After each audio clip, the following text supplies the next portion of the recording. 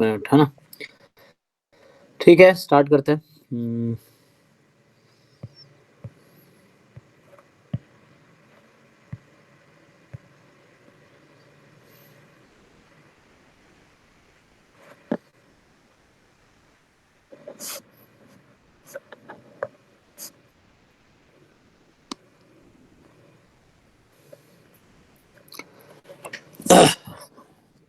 तो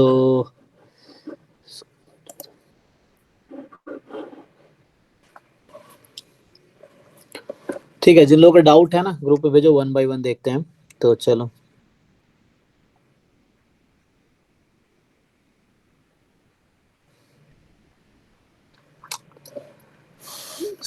इसमें आंसर गलत है। 10th क्वेश्चन में ना उसने आंसर गलत दिया हुआ। ठीक है, तुम तो जानते हो how to find expectation of nth order statistics, पता है यस ना? सर, यस हाँ, यस ये गलत दे रखा है। सर। और फर्स्ट ऑर्डर का वो होता है ना, अगर ये exponential with mean 1 by lambda है तो nth ऑर्डर की जगह फर्स्ट ऑर्डर होता तो क्या होता? Sir n lambda. तो यहाँ पे IID है ना। तो ये इसने गलत कर रखा है। ठीक है। ओके। और हाँ भाई, और किसका डाउट है? सयानी, तुम्हें कौन सा डाउट है? तो जैम, तुम 2023 का पेपर सॉल्व कर रहे हो? सर मैंने किया था, मतलब नहीं, उससे मैंने हुआ नहीं मुझे कुछ क्वेश्चंस। तुमने वो वीडियोस देखे? वीडियो सॉल्यूशन जो है बैच 3 के नाम से जो प्लेलिस्ट है, वो देखा तुमने? सर उसमें भी आपने ये किया था, पर मैं कुछ मतलब। हाँ, तो मैं यही कहना चाह रहा हूँ कि पहले तुम्हें 4 वीडियो, इसमें 4 या 5 वीडियो हैं इसमें, इस प्लेलिस्ट में, ठीक है ना? उसको कंप्लीट करो, फिर भी जो डाउट रह जाए वो पूछो, क्योंकि डाउट पूछने में सर प्रॉब्लम मैंने नहीं है। वो वीडियोस देखा है सर, उसमें भी नहीं है वो। कौन सा नहीं है? ये वाला? आपने तो जस्ट ऐसे स्क्रैच बताया था, तो उस स्क्रैच से मैंने थोड़ा मतलब प्रॉब्लम सॉल्व किए हैं बहुत तुम्हारे खुद। कॉन्सेप्ट के लिए आज ही मैंने सफिशिएंट का डेफिनेशन बताया। ये क्वेश्चन सफिशिएंट के डेफिनेशन पे है। तो सफिशिएंट से नहीं हो रहा सर। क्यों नहीं हो रहा है? क्या है सफिशिएंट का definition? What is definition of sufficient estimator?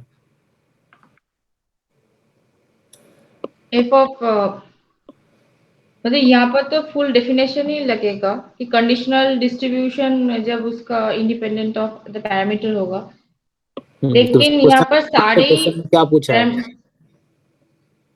Does not depend on theta. हाँ, तो बताओ मुझे, नॉर्मल थीटा कॉमा 1 में सफिशिएंट एस्टिमेटर क्या आएगा? आराम ना, तुक्का ही लगा। जो मैं पूछ रहा हूँ तुम लिख के बताओ। मैं ये पूछ रहा हूँ तुम्हारे पास कि एक IID Rand x1 x2 xn size 3 का है, ठीक है ना? चलो साइज n का होगा अगर, तो नॉर्मल थीटा 1 में सफिशिएंट एस्टिमेटर क्या आएगा? मैं ये पूछ रहा हूँ, आराम से ट्राई करके बताओ, जल्दीबाजी नहीं है। तुमने वीडियो ढंग से सुने ही नहीं होंगे। ये क्वेश्चन में कुछ करना ही, लिखना था ही नहीं, हाँ देख के सर, तो। आपने बोला था कि वहां पर सफिशिएंसी लगाना है, पर मैंने लगाया है। मैं आपको जो बताना चाहती हूँ कि जो विच of the following is conditional expectation does not depend on theta. अरे सर मैं क्या पूछ रहा सारे हूँ? सर डिपेंड नहीं कर रहे हैं, मतलब उसमें से सारे इंडिपेंडेंट है। मैं तुमसे क्या पूछ रहा हूँ? What is a sufficient estimator in normal theta 1? तुम ये निकाल के बताओ। ये बता दोगे तो आंसर हो गया। तुम्हें सफिशिएंट एस्टिमेटर आज ही मैंने पढ़ाए अभी। हाँ, तो वो तो आपने बोला था कि अरे कुछ भी मत बताओ मुझे, तुम बस ये बताओ कि सफिशिएंट एस्टिमेटर क्या है। कुछ कहानी वानी मत बताओ। You just find the sufficient estimator, जो आज सीखा है तुमने या पहले से आता होगा। नॉर्मल थीटा 1 में यू फाइंड द हाँ, सफिशिएंट। आपने बोला था t equal to x bar sufficient for theta, और t हाँ equal to summation xi also sufficient for theta. हाँ, समेशन एक्सआई है ना। अब देखो हाँ, उसमें कंडीशनल डिस्ट्रीब्यूशन में किस में समेशन एक्सआई गिवन है?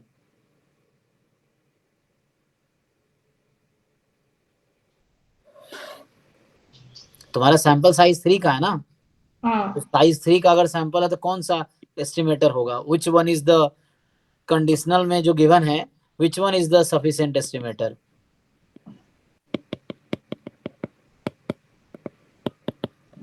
अरे यही डेफिनेशन है, दिस इज हाँ, सफिशिएंट। डी वाला तो सफिशिएंट है मतलब। हाँ, तो अब क्वेश्चन यही मैंने एग्जाम बोल दिया होगा वहां पे। कुछ करना था ही नहीं इसमें, कि नॉर्मल थीटा 1 में summation XI sufficient, and summation XI अगर सफिशिएंट है तो conditional distribution of sample given T is independent of theta. तो जब डिस्ट्रीब्यूशन इंडिपेंडेंट ऑफ थीटा है तो उसका मीन भी इंडिपेंडेंट ऑफ थीटा होगा। हो गया। तो मैंने तो ऐसे ही मतलब मैंने किया था कि दोनों को एक्सपेक्टेशन को मतलब आईडी है इसलिए मैंने दोनों को ऐसे E of x by y को हम लिख सकते हैं ना, E of x by E of y, उस तरीके से किया था इसलिए वो नहीं हो रहा था। तुम उस तरीके से भी करो, आंसर उससे क्यों, उससे 4 घंटा लगेगा करने में, ये है, कर तुम उससे भी सकते हो, आंसर तब भी आएगा, लेकिन हमें एग्जाम में तो कम टाइम है ना हमारे पास, 3 घंटे में 65 या 60 क्वेश्चन करने हैं, तो ये सफिशियंट एस्टिमेटर है। तो हमने देखा है कि जो x1 x2 x3 given t बराबर कुछ भी गिवन हो, this is free of theta, so this is free of theta. तो अगर कोई मुझे g of x1 x2 x3 they they given t, this is free of theta, और ये g की जगह तुम्हें कुछ दे रखा है, तो हो गया, जहां पे गिवन t है वो आंसर है, दैट्स ऑल। अच्छा। तो जहां पे ये गिवन है वही आंसर है। So this is the sufficient x1 plus x2 plus x3 is sufficient, and that's why D option is correct. Next बताइए। सर क्वेश्चन 51 में सर मैंने किया है लेकिन मेरा आंसर 55 आ रहा है लेकिन उसका आंसर 165 है। हाँ, तो ये सब एक्चुअली ये सारे उसमें वीडियो में ये कराए नहीं क्वेश्चन मैंने, क्योंकि ये सर बच्चों ने सारे आपने कर ऐसे लिए। स्क्रैच में बता दिया था तो मैंने ट्राई किया था जी उस जी, तरीके। उसका वजह ये है कि सारे बच्चों ने कर लिया तुमको छोड़ के, इसीलिए किसी ने डाउट पूछा नहीं, क्योंकि तुम लेट आए हो ना, ये पहले मैं करा चुका हूँ ये सब। जब हम लोग जब टॉपिक वाइज टॉपिक पढ़ा रहे थे ना, जब ये हम, तभी हमने ये क्वेश्चन करवा दिया था उस समय, जब हम यूनिट वाइज डिस्कशन करते हैं, तो इसलिए सबका हो गया होगा तुम्हें छोड़ के, इसलिए तुम्हें डाउट है, कोई बात नहीं।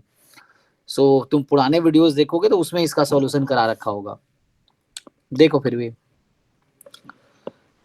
तो जैसे तुम ग्रुप में पहले ही भेज दोगे, कोई ना कोई सॉल्व करके यूं ही भेज देगा तुम्हें, क्योंकि ये सब सारे बच्चों ने कर रखा है, ये सारे क्वेश्चंस, है ना। तो देखो तुम अगर, है ना, तुम थोड़े पहले भेजो, कोई ना कोई सॉल्व करके ऐसे ही भेज देगा। तुम जरूर मतलब मुझसे तुम वो क्वेश्चन सॉल्व करवा जो जनरली लोग नहीं कर पाए ना, वो ट्राई करने में अच्छा रहेगा, अदरवाइज तो ऐसे ही हो जाएगा, देखो फिर भी। तो इसमें क्या बोला है इन्होंने,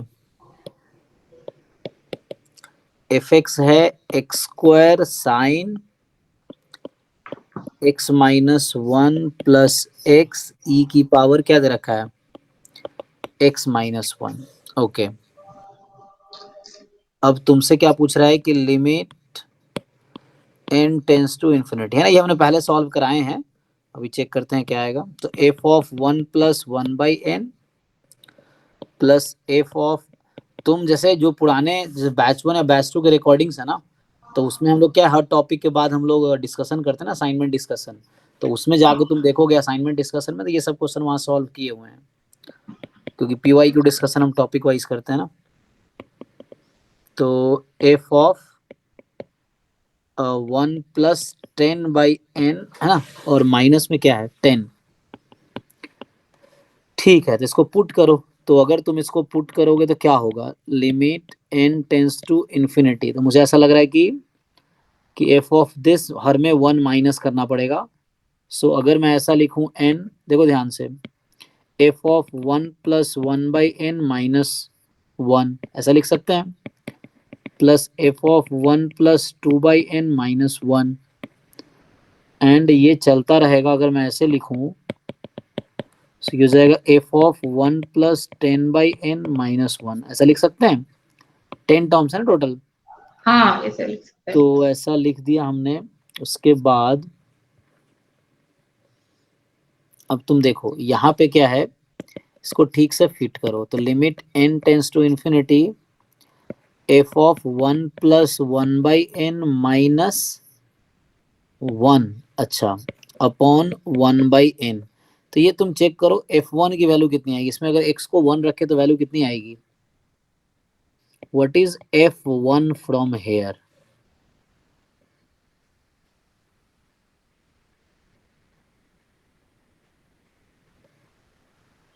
तो f1 का वैल्यू है 1 plus 1 by n sine 1 by N.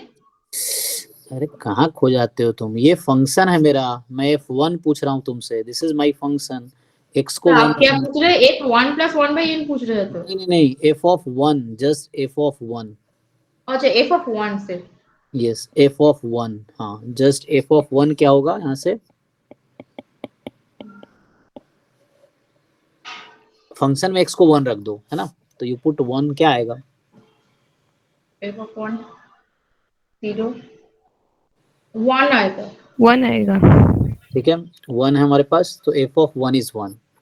अब क्या करेंगे, क्वेश्चंस ग्रुप में, ठीक है ना, जो लोग यहाँ पे देखो, तो अब f of 1 अगर 1 आ गया, सो आई कैन राइट दिस। देखो हर टर्म में यहाँ पे 10 टर्म्स हैं, ठीक है ना, ईच टर्म में ऐसा लिखा हुआ है मैंने -1, तो जो -1 है एक्चुअली वो f of 1 हो गया। ठीक, तो यहाँ से हो गया, इसको मैं f of 1 लिख सकता हूँ, ये देखो ध्यान से, और ये जो n था ना, ये सबके डिनोमिनेटर में आ जाएगा। अगला टर्म होगा f of 2 + 1/n - f2।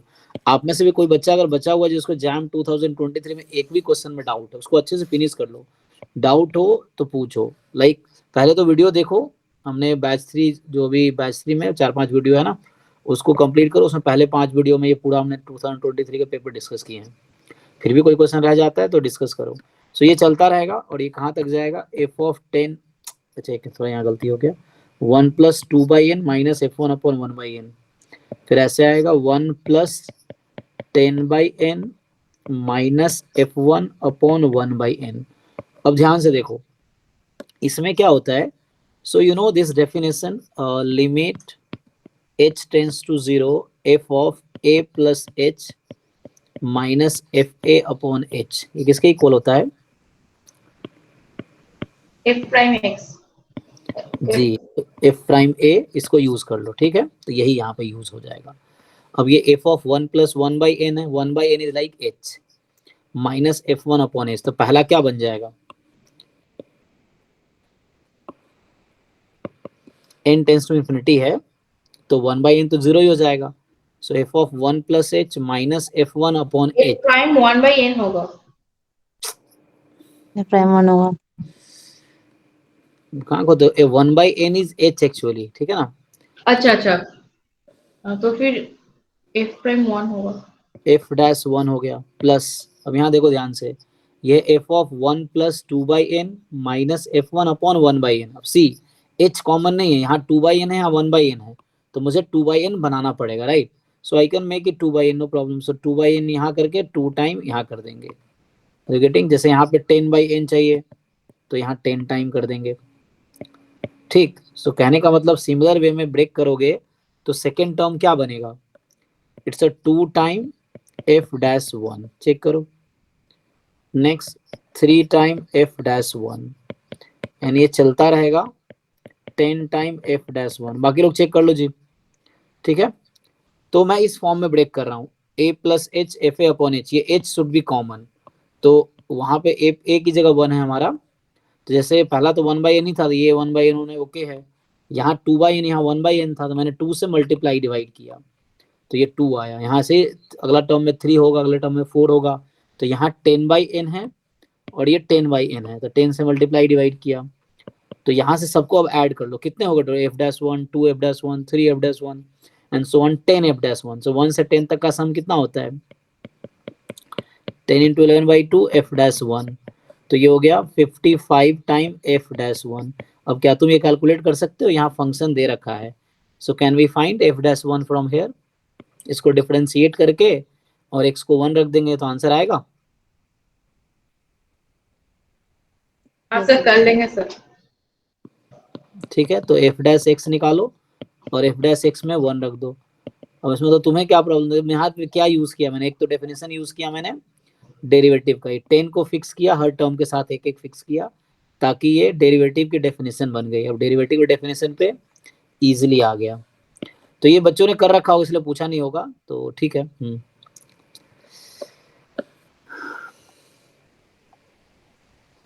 Next में क्या डाउट है इसमें, 58 में, let x1 x2 x3 be the random sample from uniform, दो ही साइज का ना, so x1 x2 है, uniform 0 theta, and for testing the null hypothesis h0, तो h0 में तुम्हारे पास है थीटा बिलोंग्स टू, नहीं ये तो सब बच्चे एंड में करते हैं, मैंने तो सॉल्व करवा दिया और तुम में से बहुत सारे लोगों ने किया भी होगा, लेकिन बहुत सारे नहीं भी किए होंगे अभी तक 2023 के paper.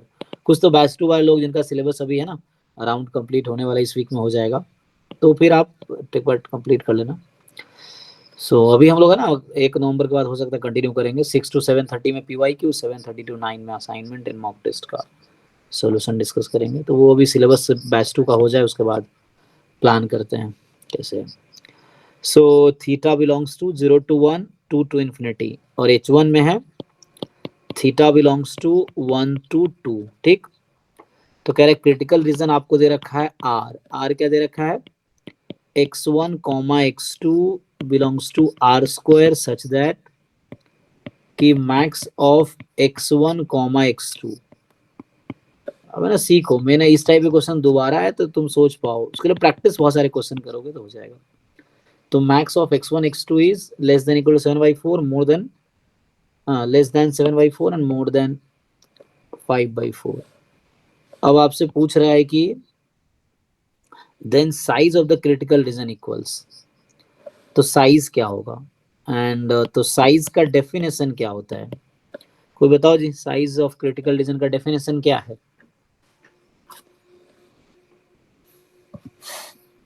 P reject H0 given H0. So reject H0 when H0 is true. लेकिन यहाँ H0 में तुम्हारा क्या है, थीटा का वैल्यू 0 से 1 और 2 से इन्फिनिटी, ये सिंपल वर्सेस सिंपल है ही नहीं। तो जब कंपोजिट वर्सेस कंपोजिट होता है तो क्या करते हैं हम यहाँ पे, तो हमें इसकी मैक्सिमम वैल्यू निकालनी है, we have to maximize this function. अभी चलो ऐसे कर लो, तो रिजेक्टिंग H0, चलो इसको बाद में बता दूं। जब भी फंक्शन क्या होता है, साइज हो या पावर हो, एक्चुअली सिंपल वर्सेस सिंपल में सिंपली तुम्हें थीटा दिया होता है तुम पुट कर देते हो, जब थीटा नहीं दिया हुआ है तो in that case you have to maximize size को और पावर को, और टाइप 2 एरर को मिनिमाइज करना पड़ता है। तो लाइक ये डेफिनेशन है कंपोजिट वर्सेस कंपोजिट के लिए।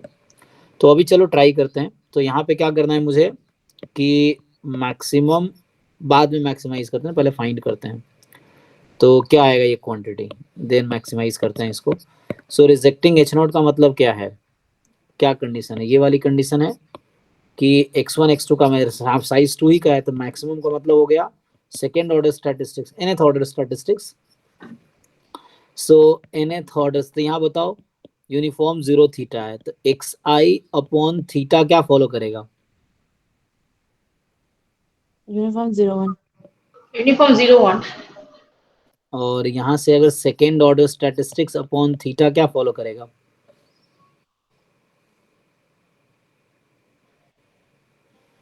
Beta distribution. Beta n 1 comma A. 1। ठीक है 2, तो यहाँ n की वैल्यू 2 है। ठीक है, ये सब कॉन्फिडेंट बनो इन सब चीज़ों में ना, कुछ भी बोलते हो मतलब ज़्यादातर गलत ही बोलते हो, तो एग्जाम में यही गलती होगी क्योंकि तुम्हें है ना श्योरली पता होना चाहिए क्या होता है। तो लाइक xi अगर यूनिफॉर्म 0 1 है, सो rth ऑर्डर स्टैटिस्टिक्स होता है uniform r comma n minus r plus 1, है ना। तो यहाँ पे तो हमारा n 2 ही है, सैंपल साइज 2 का ही है एक्चुअली, तो 2 का ही सैंपल साइज है, तो मतलब xn निकालना है, तो nth order statistics is n comma beta n comma 1 ना, तो n कॉमा 1 ठीक है। सो ये second order statistics more than equal to 5/4 to 7/4। ठीक, गिवन अभी थीटा ही रखता हूँ, बाद में पुट, क्योंकि थीटा है ना यहाँ इस इंटरवल में होगा, H0 इज ट्रू, तो given theta belongs to H0, यहाँ ऐसा है। अब ये प्रॉपर्टी निकालो जी, तो यहाँ अभी थीटा से डिवाइड कर देते हैं, तो इसको मैं लिखूंगा, तो ये भी इसी को लिखा बस, second order statistics upon theta, तो यहाँ हो जाएगा 5/4 theta less than 7/4 theta, given theta belongs to H0। अब ये जो नया रैंडम है इसका कुछ नाम दे दो, मान लो अभी टी रख दिया सपोज नाम, मैंने इसको टी नाम दे दिया, तो क्या ये प्रॉपर्टी निकाल पाएंगे हम लोग। सो ये क्या आएगा, प्रोबेबिलिटी टी, ठीक है, तुम्हारा टी नाम दे दिया 5/4 थीटा से 7/4 थीटा, ठीक है, and given theta belongs to H0। अब थीटा H0 में होगा, H0 क्या होगा, तो H0 तुम्हारे पास ये है कि 0 से 1 में होगी या 2 से इन्फिनिटी में होगी। तो ये कैसे निकालोगे प्रोबेबिलिटी बताओ, बीटा डिस्ट्रीब्यूशन का PDF क्या होता है बीटा 2 1 का, बीटा 21 का पीडीएफ क्या होगा, 1/β21 x की पावर 2 माइनस 1 1 माइनस एक्स की पावर 1 माइनस 1, यही ना। तो ये है, तो इसको सिंप्लीफाई कर लो तो कितना आएगा भाई, x और यहाँ पे β21 कितना होगा, गामा 2 गामा 1 अपॉन गामा 3, तो गामा 3 2 फैक्टर 2 आ जाएगा। तो ये 2x चेक कर लो, 2x होगा और x की वैल्यू 0 से 1, यही ना, चेक कर लो भाई। तो ये मैं क्या लिख रहा था, just PDF of beta distribution 21 β21, ठीक है जी।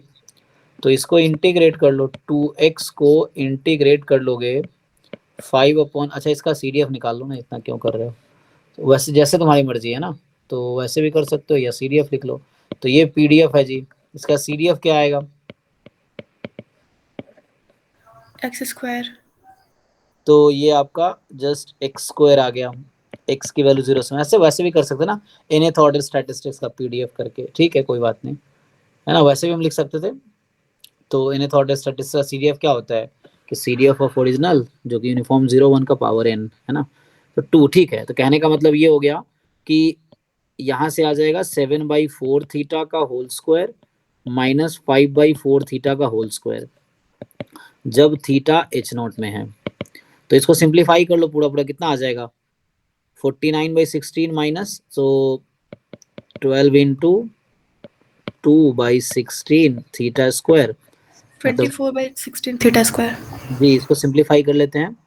तो सिंप्लीफाई करेंगे तो कितना आएगा, इसे काट को कैंसिल करके बताओ, 8 4 12 4 3/2 थीटा स्क्वायर ये। अब देखो थीटा बिलोंग्स टू h0 है, तो ये आपका आंसर ये आया 3/2 थीटा स्क्वायर, लेकिन ये तो न्यूमेरिकल आंसर टाइप क्वेश्चन में है। तो ये जो हम लिखते थे डेफिनेशन, ये सिंपल वर्सेस सिंपल में होता है। इन जनरल जो फॉर्मूला होता है साइज का, maximum value of this, so now you have to maximize it when theta belongs to h0। तो मैं इधर लिखता हूँ देखो फिर से, तो अभी आपको क्या करना है, इसको मैक्सिमाइज करना है, यू हैव टू मैक्सिमाइज। सो बताइए जब थीटा h0 में है तो इसकी मैक्सिमम वैल्यू क्या हो जाएगी, h0 में क्या था, थीटा h0 में क्या दे रखा है, h0 में दे रखा है 0 1 union 0 1 यूनियन 2 से इन्फिनिटी। तुम खुद ही बताओ कि 3/2 थीटा स्क्वायर इसमें से किस वैल्यू पे मैक्सिमम आंसर देगी, 2 में। सो 2 रखेंगे, देख लो एक बार ना, तो इसीलिए सर हाँ सर मैंने ऐसे किया कि ये जो टी हम लोग बना रहे हैं जी, इसका रेंज हमेशा 0 से 1 के बीच में होना चाहिए, और अगर हम लोग थीटा की वैल्यू 0 से 1 के बीच में कुछ भी रखते हैं तो रेंज जो है वो 0 से बाहर चल, मतलब 1 के बाद जा चाहिए, मतलब हम लोग की प्रोबेबिलिटी 0 हो जाएगी ना ऐसे करेंगे तो। हाँ और अगर हम लोग 2 टू इन्फिनिटी का रेंज लेते हैं तभी ये टी जो है हम लोग का 0 to 1 के बीच में लाई कर रहा है। अच्छा ये अब कह रहे हो यहाँ पे, ओके। यस सर, तो ये यहाँ कॉन्सेप्ट रख के। हाँ हाँ ठीक है, ये भी सही है। एक्चुअली इस इंटरवल में डिफाइन नहीं, वही मैं कह रहा हूँ, इस इंटरवल में मैक्सिमा एग्जिस्ट नहीं करेगा, तो इसी इंटरवल में एग्जिस्ट करेगी। और यहाँ पे जैसे आप कह रहे हैं कि टी की जो वैल्यू है, सो टी हमारे पास क्या था, बीटा, हाँ जैसे इंटरवल का आप डिस्कार्ड कर रहे तो ये लॉजिक देखे कि उसका मिनिमम मैक्सिमम वैल्यू एग्जिस्ट नहीं कर रहा। हाँ उस इंटरवल में मैक्सिमा एग्जिस्ट नहीं कर रही है। सो जैसे अगर मैं लिख दूं, जैसे अगर कोई क्वेश्चन है, मान लो f x is equal to, कहीं मान लो एक्स है और एक्स बिलोंग्स टू 0 1, तो what is the maxima in this interval, 1 sir, नहीं, from to does math not, है। ये होगा डज नॉट एग्जिस्ट, क्योंकि 1 इस इंटरवल में थोड़ी है, एंड तुम ऐसा पॉइंट ढूंढ भी नहीं पाओगे जहां पे मैक्सिमा है। कहने का मतलब ये है कि you will not be able to find yes sir, got it sir. The value, तुम्हें एग्जैक्ट वो नंबर नहीं मिलेगा। यू नो कि ये फंक्शन बाउंडेड है, but there is no point of maxima in this interval. ऐसा कोई पॉइंट ऑफ मैक्सिमा एग्जिस्ट ही नहीं करता इसमें, है ही नहीं, क्योंकि वो 1 इंक्लूडेड नहीं है, और तुम 1 की लेफ्ट हैंड लिमिट में कौन सा नंबर है, यू कैन नॉट टेल, तुम बता नहीं सकते। ठीक है, सर अच्छा लेकिन बोल, इसमें 1 तो हाँ इंक्लूडेड है ना। हाँ 1 तो है, लेकिन पॉइंट जो मैक्सिमा होगा वो 0 के नेबरहुड में होगा ना, लेकिन 0 के नेबरहुड में क्या आएगा, what is that value in the neighbourhood of 0, okay क्योंकि है ना 1 तक जाएंगे तो इस पार्ट में इंटरवल एग्जिस्ट नहीं करेगी। अच्छा आप जो कह रहे हैं वो ट्राई करके देख लेते हैं। उसमें क्या है कि जैसे हमारे पास थीटा अगर 0 से 1 में है, तो थीटा अगर 0 से 1 के बीच है तो टी की, अब ये कहते हैं टी की जो वैल्यू है, टी की वैल्यू है टी का पीडीएफ। सर टी का पीडीएफ बीटा 2,1 है, ये हमेशा जी 0 to 1 के बीच में लाई करेगा। और नहीं, अगर हम लोग थीटा को 0 से 1 के बीच में रखते हैं तो ये रेंज को एक्सीड कर जा रहा है। रेंज को एक्सीड कर जाएगा। Yes sir. ओके, मतलब ये जैसे आप ये कह रहे हैं, जैसे टी हमारे पास जो है second order statistics upon theta है, तो अगर थीटा मेरा 0 से 1 के बीच है, ठीक, तो थीटा जब मेरा 1 से बीच और x2 तो सेकेंड ऑर्डर स्टैटिस्टिक्स, तो ये पूरा बीटा डिस्ट्रीब्यूशन है ना, ये पूरा बीटा डिस्ट्रीब्यूशन है, बीटा 2,1 है, ठीक है। सर तो इसका जो रेंज है, जैसे 5/4 में अगर थीटा 0 से 1 के बीच में कुछ रखते हैं तब वो बड़ा हो जा रहा है 1 से। लेकिन टी का रेंज, हाँ मतलब टी का वैल्यू 0 से 1 में आनी चाहिए ना हमेशा। Yes sir. मतलब सपोर्ट इसका, ठीक है, मतलब टी की जो सपोर्ट है actually, the support of T F T at T, ठीक है। तो यहाँ से क्या आएगा, एफ टी एट टी जो आपके पास जब हमने फाइंड किया था ना, सो लाइक ये हो जाएगा 2t, अगर टी के टर्म में लिखो तो मान लो 2t, x के टर्म में लिखो 2x लिख लो। So this is this when t belongs to 0 to 1, ये होनी चाहिए। अब ये t की वैल्यू 0 से 1 में कब आएगी, दिस आल्सो फाइन। सो यहाँ पे आप अगर लिखेंगे कि t की वैल्यू 0 से 1 में कब आएगी, तो जब थीटा की वैल्यू 2 से ज़्यादा होगी, जो वहाँ पे है, क्योंकि जो हमारे पास h0 के अंदर बात कर रहे हैं। सो जब थीटा हमारे पास 0 से 1 में था, तो लाइक यू वुड हाफ है ना, 1/2 रख लो फॉर एग्जांपल थीटा को, तो ये 2 टाइम x2 हो जाएगा। और व्हाट अबाउट एक्साइज, एक्साइज की वैल्यू क्या है, एक्साइज कहाँ पे बिलोंग कर रहा था, 0 to थीटा। हाँ, तो x2 आपका कहाँ से कहाँ बिलोंग करेगा, 0 से थीटा ही ना, यस सर। जस्ट x2 है ना। तो जस्ट एक, क्योंकि हमारे पास जो सैंपल है x1, x2 का सैंपल है वो यूनिफॉर्म 0 थीटा से है, तो each xi belongs to 0 to theta, so second order statistics will also belong to 0 to theta। and तो मैं इसको क्रिटिकल रीजन की बात कर रही हूँ, जो क्रिटिकल अच्छा, रीजन में 5/4 और 7/4 दिया है, हाँ हाँ हाँ, उसमें अगर हम लोग थीटा से डिवाइड करते हैं यस, अच्छा beta, okay, yes sir, beta n,1 beta 2,1 बनाने के लिए, तो अगर हमारा थीटा जो है वो बहुत कम है, मतलब 0 to 1 के बीच में लाई कर रहा है, तो यहाँ पे हमारा यस सर ये 5/4 और 7/4 जो है ये मतलब 1 को एक्सीड कर जा रहा है।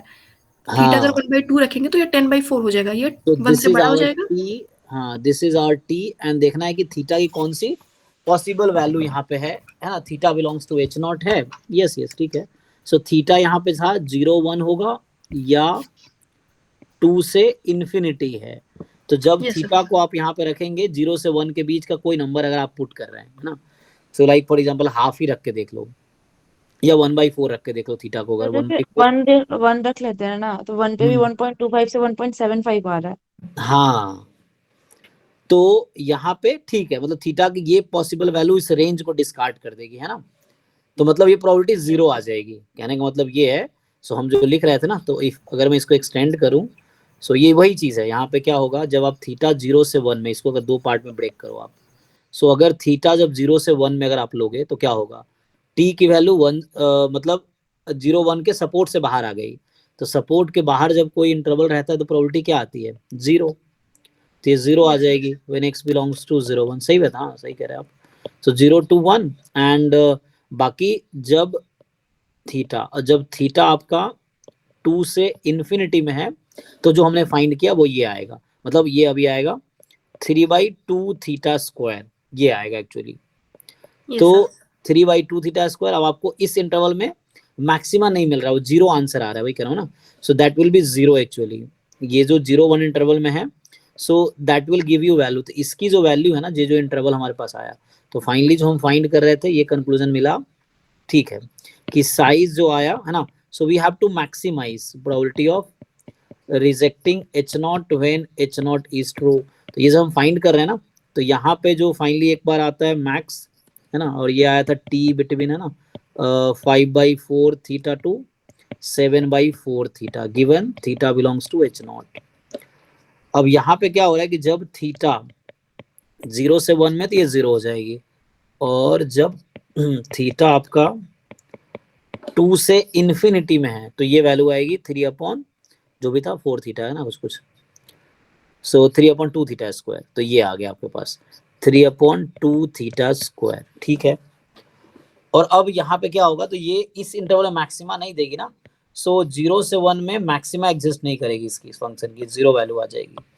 एंड जब थीटा की वैल्यू 2 से इन्फिनिटी है, so this is the point. अब इस interval what is the point of maxima, so ये चूंकि डिक्रीजिंग फंक्शन है ना, थीटा जितना बढ़ाओगे वैल्यू घटती जाएगी, सो थीटा स्मॉलेस्ट रखोगे तो मैक्सिमम मिलेगी। ठीक है, तो फाइनली जो maximum value I, probability of rejecting h not when H not is true, correct है। ठीक है ना, तो ये आपका आ जाएगा 0, सॉरी 0 कह रहा हूँ, 0 तब होगा जब उस इंटरवल में है, और हमें मैक्सिमा चाहिए तो मैक्सिमा आ जाएगा 3/2 इंटू 2 स्क्वायर। फाइन, करेक्ट है ना, तो ये ठीक है, एटलीस्ट सबको क्लियर हो गया होगा। Yes sir. ठीक है सर वो अभी तक समझ नहीं आया सर, 0 1 पॉइंट पे क्यों नहीं हो रहा है, वो समझ ही नहीं आया। हाँ, यहाँ आप देखो ना टी का रेंज क्या है, ये आपका टी 5/4 थीटा से 7/4 थीटा है। चलो थीटा को तुम 1/4 रख दो, बताओ टी की वैल्यू कहाँ से कहाँ तक आएगी? 5 से 7 तक। और टी का डिस्ट्रीब्यूशन क्या था? बीटा तो बीटा का सपोर्ट क्या होता है? 2 1, मतलब 0 to 1, beta first kind first kind, हाँ 0 to 1, और आपका क्या रेंज आया थीटा बटा 1/4 पे? हाँ रेंज ये तो सपोर्ट के बाहर आ गया, सपोर्ट के बाहर जब चला जाता है रैंडम वेरिएबल, प्रोबेबिलिटी पूछी जा रही है उस पॉइंट पे जो सपोर्ट के बाहर है, तो प्रोबेबिलिटी 0 अदरवाइज लिखा रहता है ना, 0 अदरवाइज, तो ये आपका 0 हो गया उस केस में।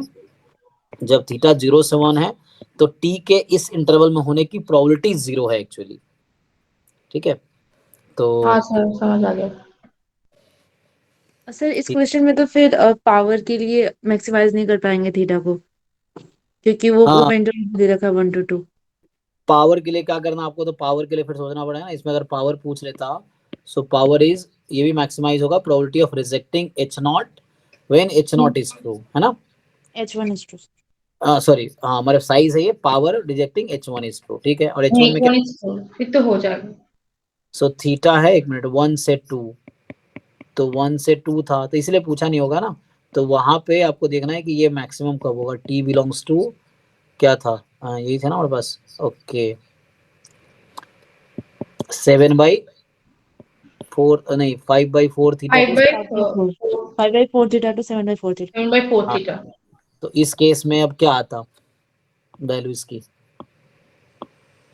सर इसमें तो वही वाला केस बन जाएगा कि मैक्सिमम वैल्यू बता ही नहीं पाएंगे, क्योंकि ओपन इंटरवल है और उसके नेबरहुड में तो हम नहीं बता सकते ना, लाइक कौन सी हाँ, मैक्सिमम है।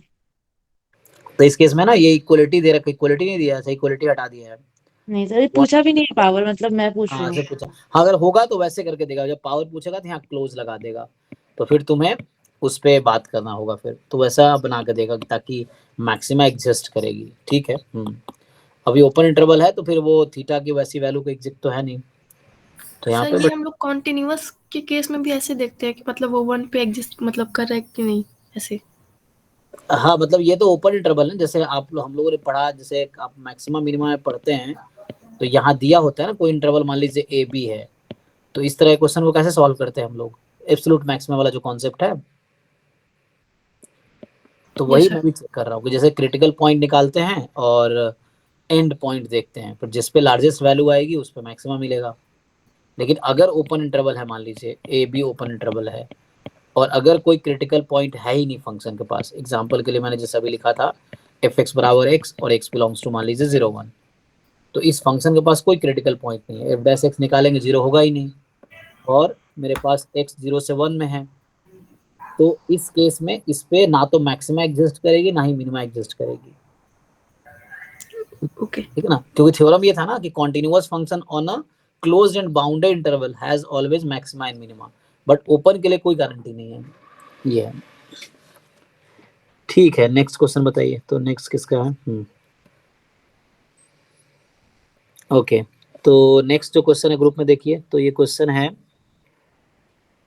x1 x2 xn be a random variable such that exi 0 है, ओके exi 0 है, E of X I square आपका 1 है, E of X I x जे ये रो है, तो ये कोवेरिएंस भी है क्योंकि मीन तो 0 है ना, तो कोवेरिएंस बिटवीन एक्स आई एक्स जे ये है आपके पास। अब पूछ रहा है कि which of the following statement are true, है ना। तो यहाँ पे क्या हो रहा है, ई ऑफ एक्स आई है ना, ये variance actually, so variance of each X I 1 हो जाएगा क्योंकि मीन 0 है ना इसीलिए। सो मीन 0 है, वेरिएंस 1 है और कोवेरिएंस एक्स आई एक्स जे का रो दे रखा है। ओके वैसे तो कोरिलेशन कोएफिशिएंट भी यही आ जाएगा ना एक्स आई एक्स जे का, क्योंकि वेरिएंस भी तो 1 ही है ना, सो रो कोरिलेशन कोएफिशिएंट भी आ जाएगा। ठीक है, तो यहाँ से ये इन्फॉर्मेशन क्वेश्चन में गिवन है, और ये कब है, जब आई जे डिफरेंट है, क्योंकि आई जे इक्वल होगा तो वेरिएंस ही हो जाएगा ना। ठीक है, और आई जे इक्वल हो तो वेरिएंस हो जाएगा कोवेरिएंस वाला। तो पूछ क्या रहा आपसे, व्हिच ऑफ फॉलोइंग, अगर रो 0 है, इफ एंड ओनली इफ ये जो हमारे पास सैंपल है वो इंडिपेंडेंट है, तो अगर रो 0 है ना, यहाँ पे सर ये तो ऐसे पढ़ा ना कि एक्साइज इंडिपेंडेंट है तो रो कोरिलेशन आ रहा है तो रो 0 होगा ही। तो फर्स्ट तो सही लग रहा है, लाइक उसके बाद इन तीनों ऑप्शन में डाउट था, लाइक सब में इफ एंड ओनली इफ का कंडीशन लगा रखा है। तो एक्चुअली यहाँ लाइक हम पे अच्छी बात ये है कि मीन 0 है, इसीलिए प्रॉब्लम यहाँ पे नहीं आएगा, मीन 0 है, वेरिएंस 1 है ना। तो है ना, एक एग्जांपल से नॉर्मल 0 1 का है, लेकिन एग्जांपल से प्रूव नहीं कर सकते, हालांकि है ना उससे तुम देख सकते हो क्या है यहाँ पे। तो बोलना क्या चाह रहा है, अच्छा बी में क्या दिक्कत है, बी में कह रहा है variance of summation x i n, तो ये तो रैंड सर इंडिपेंडेंट होता है तो कोवेरिएंस 0 होता है जी, सर लेकिन यहाँ पे डाउट ये है कि इसमें सब में इफ एंड ओनली इफ लगा रखा है, मतलब one implies other and other implies the one. हाँ ये कोई लेकिन स्पेशल सिचुएशन है, मैं समझ रहा हूँ जो तुम कहना चाह रहे हो कि इंडिपेंडेंट इंप्लाई करेगा कोवेरिएंस 0 है, और लेकिन कोवेरिएंस 0 इन जनरल इंप्लाई नहीं करता है इंडिपेंडेंट, यही कहना चाह रहे हो ना। Yes sir. और ये सिचुएशन हर क्वेश्चन में यही आ रही है, हर ऑप्शन में यही सिचुएशन आ रही होगी। जैसे ए में बोल दिया कि रो 0 है इफ एंड ओनली इफ ये सब इंडिपेंडेंट है, x1 x2 xn इंडिपेंडेंट है, और बी जैसे है कि वेरिएंस ऑफ समेशन n है, तो वही चीज हो गया कि variance of summation x I N है, तो ओपन करेंगे तो समेशन ऑफ ईच एक्स आई जो कि n हो जाएगी, plus summation of covariance between x I x J, यही रहेगी आई डिफरेंट फ्रॉम जे, तो ये हमारे पास ये इक्वल टू n है तो कट के 0 हो जाएगी, तो ईच कोवेरिएंस 0 हो जाएगी यहाँ भी। और फिर बोल रहा है if and only if independent है, वेरिएंस ऑफ n है if and only if this is pair wise independent, and यहाँ पे तो इसमें प्रॉब्लम है कि सारा क्वेश्चन सही लग रहा है, लाइक सारे options, but the only problem is if and only if वाला कंडीशन है, मतलब ये बोल रहा है कि एक दूसरे को इम्प्लाई कर रहा है। डी तो ओके है, डी ठीक है ना, डी तो ठीक है, डी तो सही कह रहा है। हाँ डी इज ओके। डी जैसे n plus covariance of X I x J है ना, ये सर समेशन, अगर कोवेरिएंस 0 है तो वो समेशन सब यहाँ एन से आर। कर लेते हैं 0 आ जाएगा, लेकिन ये सम है ना, तो चूंकि यहाँ मीन 0 है ना तो ओके है। यहाँ पे क्या होगा कि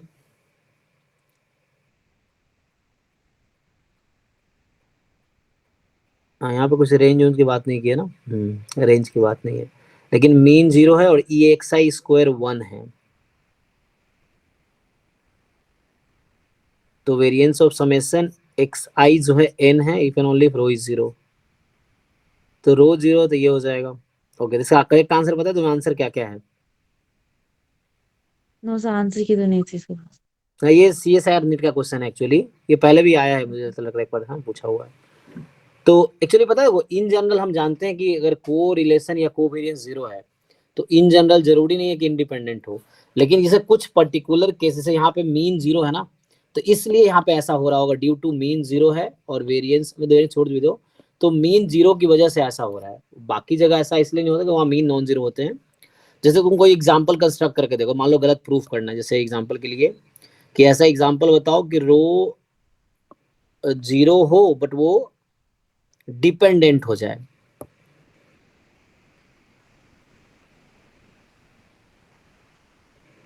ऐसा एग्जांपल कंस्ट्रक्ट करने पड़ेंगे, है ना। तो एग्जांपल Yes. बी या सी में से एक ट्रू होगा, बी सी में से एक ट्रू होगा, है ना। आई थिंक ये सी, अब आंसर करेक्ट होता तो पता चलता ना क्या है, मैच करते हैं हम लोग। अगर डीवी वो देखिए, लाइक ये बोल रहा है वेरिएंस एन है, if and only if rho is equal to 0। तो अगर इफ एंड ओनली इफ बोल रहा है तो ये अदर वे राउंड भी तो बोल रहा है कि अगर रो 0 हो गया तो ये बोलना चाह रहा है कि वेरिएंस एन आ जाएगा। हाँ वो तो आ जाएगा ना, हाँ वो तो आ क्योंकि जाएगा। रो 0 है, क्योंकि रो 0 है, इसका मतलब है को relation between any two random variable 0 है, तो वेरिएंस तो आ ही जाएगा। क्योंकि अगर रो जैसे आपका 0 हो गया, इसका मतलब covariance between any x I x J is 0 for all I different from जे, ये है, तो ये तो है ही, कोई दिक्कत नहीं है। और यहाँ से जब आप वेरिएंस निकाल रहे होंगे x1 से लेके xn तक का, तो ये क्या होता है, पहले सबका वेरिएंस जो कि 1 1 1 हो जाएगी, plus summation covariance covariance. x से, और अगर ये 0 दे रखा है तो ये हो जाएगा। सर ऐसे तो चारों ऑप्शन सही हो जाएंगे। नहीं, चारों नहीं होंगे यहाँ पे, उसमें थोड़ा सा एक पेयर वाइज इंडिपेंडेंट और म्यूचुअल इंडिपेंडेंस में डिफरेंस है ना। तो यहाँ पे क्या होगा, मतलब ये कोई है ना पर्टिकुलर लाइक ये रिजल्ट है, स्पेशल रिजल्ट है, हालांकि मुझे भी थ्योरम याद नहीं अभी। तो ये क्योंकि मीन 0 है, हम लोग जानते हैं ठीक है, लेकिन यहाँ पे चूंकि रिवर्स इसलिए ट्रू हो रहा है क्योंकि यहाँ पे मीन 0 है ईच एक्स आई का। तो इससे फायदा क्या हुआ, जैसे आपने देखा अभी कि जो ई ऑफ जैसे एक्स आई स्क्वायर 0 है, ये कब 0 हो सकता है आप सोचिए, 1 अगर है मैं सर। ऐसे पूछूं, सॉरी 1 है, अगर 0 तो जैसे ई एक्स स्क्वायर 1 है, तो इसकी वजह से क्या हो जा रहा है, वेरिएंस ऑफ एक्स आई 1 हो जा रहा है ना। और को वेरिएंस हमें तो इसने दिया है बस कि E of X I x J, check कीजिए, E of X I x J कितना है, रो है ना, ओके। Yes. अब मान लो इंडिपेंडेंट है तो क्या होगा,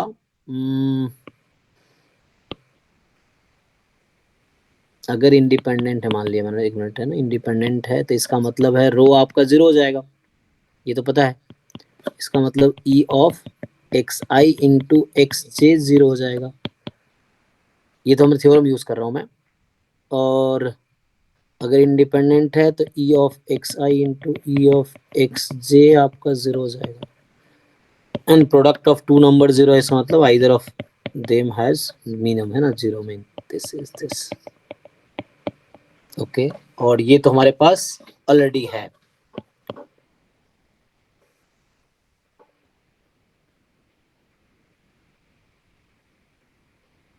तो मैंने कहाँ से स्टार्ट किया, तो मतलब ये तो ऑलरेडी है हमारे पास, कोई दिक्कत नहीं है।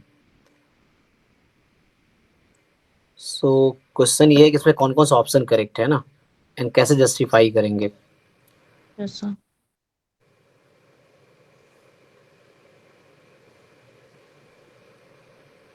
बट आंसर है ये, तरुण नहीं आया होगा, तरुण ये सब सॉल्व करता है, जो नेट वाले बच्चे हैं ना वो सब सॉल्व करते हैं, उनको आइडिया पता होगा आंसर इसका। सो ये सी एस आर नेट का ही, जहाँ तक मुझे आइडिया सर लगा। जैसे ई एक्स वाई दे रखा है, E X Y is equal to E X I J is equal to rho. तो अगर एक्स आई से इंडिपेंडेंट है तो हम ये लिख सकते हैं ना, E X of I into E X of J is equal to rho. Hmm, तो रो 0 हो जाएगा। Hmm, yes sir.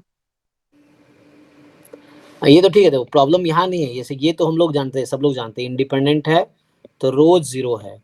अब हमें यहाँ पे क्या सोचना है कि अगर रो 0 हुआ तो क्या इंडिपेंडेंट होगा, तो देखिए इसे ट्राई करके देखते हैं इस क्वेश्चन में पर्टिकुलरली, कि अगर रो 0 है। एक्सपेक्टेशन 0 इसमें पहले से दिया है तो हम लोग ये बोल सकते हैं इस केस में कि चारों ऑप्शन सही होंगे। लेकिन अगर इसमें एक्सपेक्टेशन अगर 0 नहीं दिया होता पहले, तब हम लोग पहला ऑप्शन कट कर सकते थे, बिकॉज पॉइजन में तो होता है ना ऐसा। पॉइजन में अगर हम लोग लेते हैं, अगर वेरिएंस पॉइजन में मीन का स्क्वायर हम लोग का वही आ जाता है, हाँ, जैसे म्यू लैम्डा है, वेरिएंस भी आपका लैम्डा है, ठीक है। तो उसके केस में हम लोग ऐसा सोच सकते थे। हाँ, जैसे ई ऑफ एक्स स्क्वायर निकालेंगे तो लैम्डा स्क्वायर प्लस लैम्डा, ये ना। Yes sir. भाई बोल रहा हूँ यहाँ पे स्पेशल इसलिए क्योंकि ई एक्स आई 0 है, जैसे मान लो रो को 0 पुट कर रहे हैं, इसका मतलब ये हो गया कि ई X I into E x J 0 हो गया। ओके, अब यहाँ पे क्या हो रहा है कि ये ई X I into E x जे के इक्वल है। अभी तो ठीक है यहाँ पे, है ना, ये क्योंकि ई एक्स ईच एक्स आई तो 0 ही है और E S each x J 0 है ना, तो यहाँ से ये आ जा रहा है। और देखो म्यूचुअली इंडिपेंडेंट थोड़ा कंडीशन से आप कह रहे हो, जैसे देखो सी अगर बीसी ऑप्शन में डिस्क्रिमिनेट करना हो बीसी ऑप्शन को, सो क्या बी और सी सेम स्टेटमेंट है? सेम नहीं है ना। तब बी वाला होगा तो सी अपने आप हो जाएगा, मतलब वो एक उसका सबसेट टाइप में है। हाँ लेकिन अगर हाँ सी होगा तो बी कंफर्म नहीं है। हाँ, क्योंकि हम लोग जानते हैं अगर वो ना म्यूचुअली इंडिपेंडेंट है, सो है ना, पेयर वाइज हो जाएगा, बट पेयर वाइज जरूर नहीं म्यूचुअली होगा। तो मैं यही कहना चाह रहा हूँ यहाँ पे क्या हो रहा होगा कि जहां तक मुझे ऐसा लग रहा है पेयर वाइज इंडिपेंडेंट तो यहाँ से दिख जाएगा तुम्हें। अच्छा, एमजीएफ अप्रोच से तुम सोच सकते हो, एक काम यहाँ से कर सकते हैं, और हम सोचे वैसे कि क्या होगा, रो 0 किया तुमने, ये 0 हो गया, और ये खुद ई एक्स आई ई एक्स जे के इक्वल है, मतलब ये चीज इसके इक्वल है। चूंकि 0 है तो ये कोई पर्टिकुलर केस है, ठीक है ना, मैं बोल रहा हूँ जब ई एक्स आई 0 होगा तो यहाँ पे देखो ए ओके है, सी ओके है, डी ओके है ड्यू टू मीन 0। बी में प्रॉब्लम है, ठीक है ना, बी क्या कर रहा है, म्यूचुअली बात कर रहा है, म्यूचुअली इंडिपेंडेंट है। पेयर वाइज तो आ जाएगा तुम्हारे पास। म्यूचुअली के लिए हमें म्यूचुअल इंडिपेंडेंस हम कब बोलते हैं, जब हमारे पास है ना, मतलब एक ज्वाइंट जो होगा x1 x2 xn का, या तो अगर इससे बोलो तो ये हो जाए, या अगर mgf से जाना चाहो आप, तो अगर मैं फाइंड करता एक्स आई एक्स जे का, तो यहाँ से क्या आएगा, t1 t2 मान लो, तो यहाँ से ठीक है T X I and T X J, ठीक है। आज अलग इससे करूंगा मैं, अभी नहीं करूंगा, इंडिपेंडेंट मान के अलग कर सकते हैं ना। तो यहाँ से आप क्या आ जाएंगे, t1 एक्स आई प्लस t2 एक्स जे, यही ना। ओके, यहाँ से अगर हम कोशिश करें,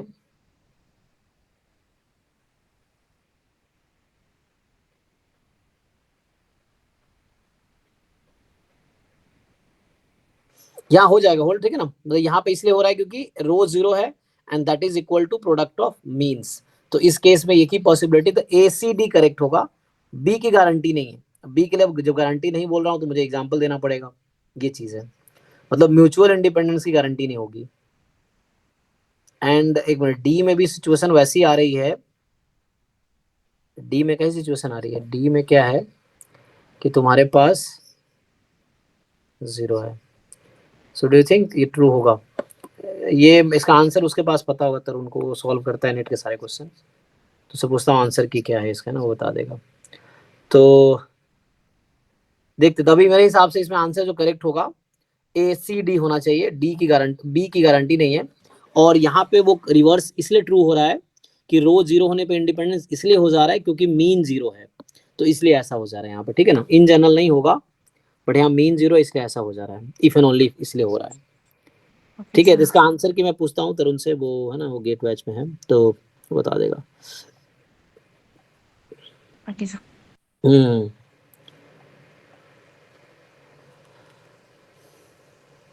ठीक है, गेट बैच है ना, उसको बोलो आंसर बता देगा, मैं उसको गेट बैच में पोस्ट कर दो, बता देगा वो। नेक्स्ट देखते हैं, चलो इसको पूछता हूँ आंसर में क्या है। तो नेक्स्ट जिनका डाउट है बताओ, नेक्स्ट कौन लोगे, राजेश? अच्छा, वो नेहा है जिसका कल एक डाउट था ना, वो सफिशिएंट निकालने वाला, नेहा पांडे। Yes sir. आपके क्वेश्चन कल रह गए थे ना, देखिए। हाँ सर। सो वो क्वेश्चन, एक तो वो हमने सब स्पेस वाले मैंने ग्रुप में भेज दिए थे करके, कल एग्जांपल नहीं मिल रहा था तो, और ये जो क्वेश्चन है ये भी मैं ट्राई कर रहा था जस्ट, ये डेफिनेशन बेस्ड क्वेश्चन, आज ही हमने सफिशिएंट का डेफिनेशन पढ़ा है, उसी को अप्लाई करते हैं। देखिए, तो ये क्वेश्चन हमारे पास कुछ ऐसा है कि like x1 x2 up to xn be a random, इसकी जरूरत नहीं है यहाँ पे, ठीक है ना। यहाँ जस्ट आप ये देखो कि probability x is equal to x आपको क्या दे रखा है, theta 2 theta 1 minus 3 theta and ये कब है, जब x 0 है, जब x 1 है और जब x 2 है। आइए पहले मैं T2 लिखता हूँ, T2 ऑफ, है ना, तो T2 आपके पास क्या है, इसकी वैल्यू या तो 1 है या 0 है। 1 कब है, जब x की वैल्यू 2 है, और ये कब है, जब x 2 नहीं है। यही है ना, देख लीजिए एक बारी। तो i की जगह मैंने 2 रख दिया, ठीक है। क्वेश्चन अच्छा ग्रुप में पोस्ट कर सकते हैं दोबारा, कल वाला क्वेश्चन जो है। सो एक बार बाकी लोग भी देख लेंगे ना। देखो ये क्वेश्चन है, मैं भेज देता हूँ, ये था ना, ठीक है, ये वाला है ना जो लास्ट में मैंने ग्रुप में भेज दिया है, देखिए। तो इसमें जो है एक्चुअली मैं i की जगह जो ti लिखा है ना, तो मैं i की जगह क्या रख रहा हूँ, 2 रख रहा हूँ। पहले मैं t2 डिसाइड करता हूँ क्या है। सो दिस इज 1 या 0 जब x 2 है, जब x, है ना, ये बनाए हमारे साथ के लोग हैं, तो इन्होंने सर लिखा है, बस कहीं से उठाए होंगे। सो देखो अब इसको ट्राई करते हैं। अगर आपसे पूछा जाए, तो हमने अभी आज ही सफिशिएंट पढ़ा है, तो मान लो T2 सफिशिएंट एस्टिमेटर कब होगा, T2 इज सफिशिएंट एस्टिमेटर, बताइए इसका डेफिनेशन क्या था, से कब ऐसा हो पाएगा। सफिशिएंट एस्टिमेटर डेफिनेशन क्या है, फंक्शन ऑफ मतलब exercise given t is independent of the distribution of. हाँ, तो यहाँ पे इसने थोड़ा गलती ये किया हुआ, सैंपल की जरूरत नहीं है, सिंगल सैंपल की बात कर रहे हैं हम लोग। अभी तुम इसके लिए बात करो, देखो जैसे यहाँ पे लिखूं मैं, अगर probability x is equal to x, क्योंकि T2 बस एक xi पे डिपेंड कर, x पे डिपेंड कर रहा है यहाँ पे पूरा उसने, तो यहाँ गलती इसमें लिखने में जरूरत नहीं है वो लिखने की, बस सिंगल सैंपल साइज कंसीडर करके देखो आप कि सैंपल साइज 1 की है। So x is equal to x given T2 is equal to, मान लो t ले लेता हूँ, दिस इज, ये डेफिनेशन है सफिशिएंट का, this is independent of theta. तो ये चेक करते हैं, यही चीज मैं T1 के साथ करूंगा, यही चीज मैं T0 के साथ करूंगा, ये भी चेक करते हैं। तो स्टार्ट T2 से किया, फिर T1 और T0 पे आएंगे। सो T2 is sufficient estimator if and only if this. चलिए इसको फाइंड करते हैं हम लोग। तो फाइंड करेंगे तो क्या होगा, इसकी वैल्यू क्या है, probability x is equal to x intersection, अरे क्लास ले रहा हूँ, हाँ जयदीप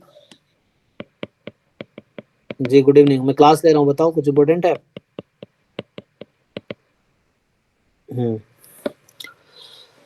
देखो तो ये फाइंड करते हैं, तो क्या होगा बताइए, यहाँ पे इसकी वैल्यू ध्यान से देखो। So if what if t is equal to, कैसे लिखोगे इसको आप, how will you find this quantity. चलो x या तो 2 होगा या x 2 नहीं होगा, यही चीज है ना। सो x या तो 2 है या 2 नहीं है, तो 2 क्या लिखेंगे इसको। सो 2 है तो, एक मिनट इसने फिक्स कर रखा है ना कि x 2 है। अच्छा तो मैं इसको एक काम करता हूँ, अलग अलग फाइंड करता हूँ, क्यों इतना वो करना है, ठीक है। तो इसको मैं देखो एक मिनट, मैं इसको ऐसा करता हूँ, x is equal to x given T2 is equal to 1। पहले ये फाइंड ना, क्योंकि T2 के पास जो है ना, it has only 2 possibility, either it will take value 0 और 1, यही है ना 2 पॉसिबिलिटी, या तो 0 वैल्यू लेगा या 1 लेगा। जो टी आई ऑफ एक्स लिखा है इसका मतलब ये है कि एक्स की वैल्यू जब आई होगी तब T1 होगा।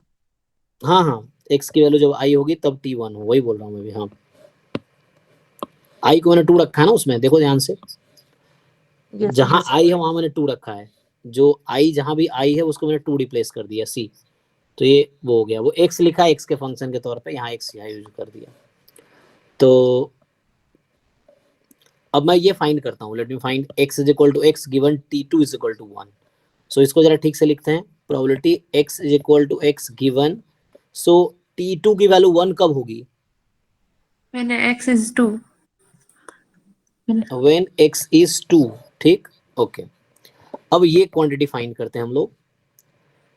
सो अब या तो x2 होगा या x2 नहीं होगा, ये ना, मतलब इसको तुम अगर ओपन करना चाहो तो पहले ओपन कर लो, तो ओपन कर लोगे तो क्या हो जाएगा, probability x is equal to x intersection x is equal to 2 upon probability x is equal to 2।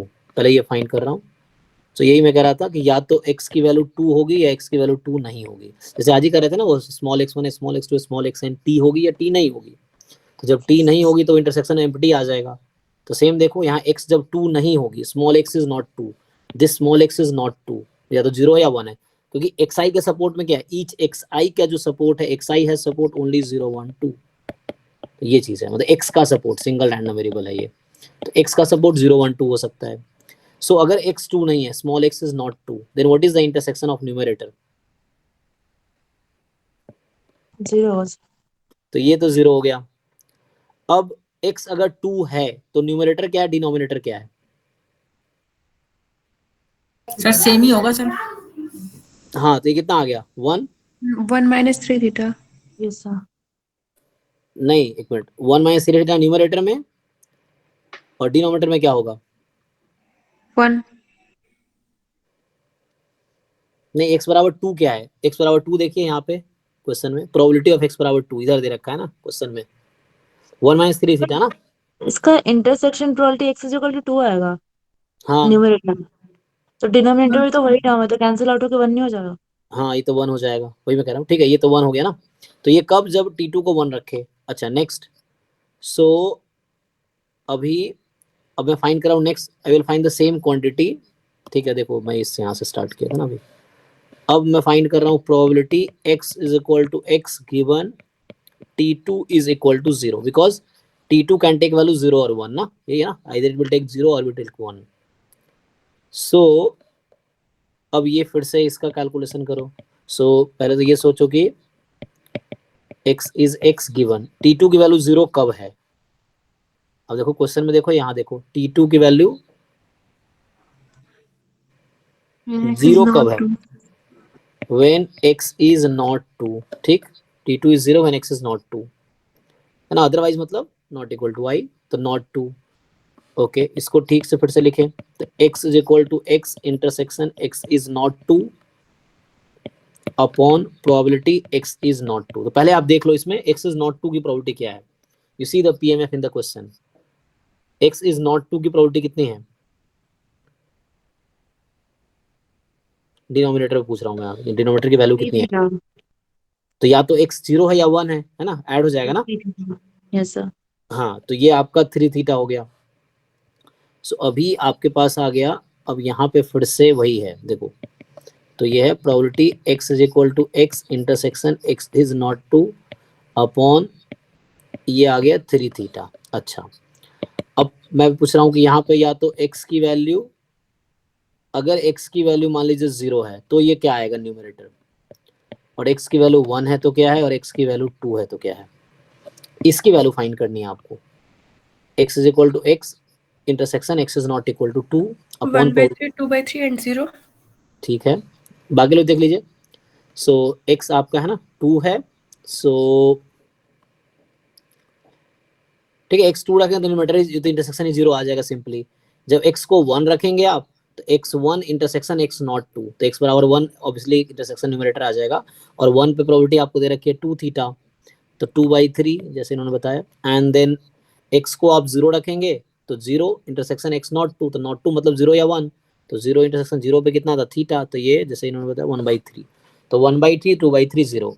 Now the question is t2 के पास दो ही वैल्यू था, इधर 1 और 2, हमने दोनों रख के पुट चेक कर लिए। तो हमने क्या फाइंड किया, हमने फाइंड किए conditional PMF of x given t2 is equal to t, जो भी पॉसिबल वैल्यू थी, और क्या वो डिपेंड कर रहा है, मतलब that is probability x is equal to x given t2 is equal to t, क्या ये किसी भी केस में थीटा पे डिपेंड किया, क्या थीटा पे डिपेंड कर रहा है, या क्या ये थीटा पे डिपेंड किया है, यस और नो?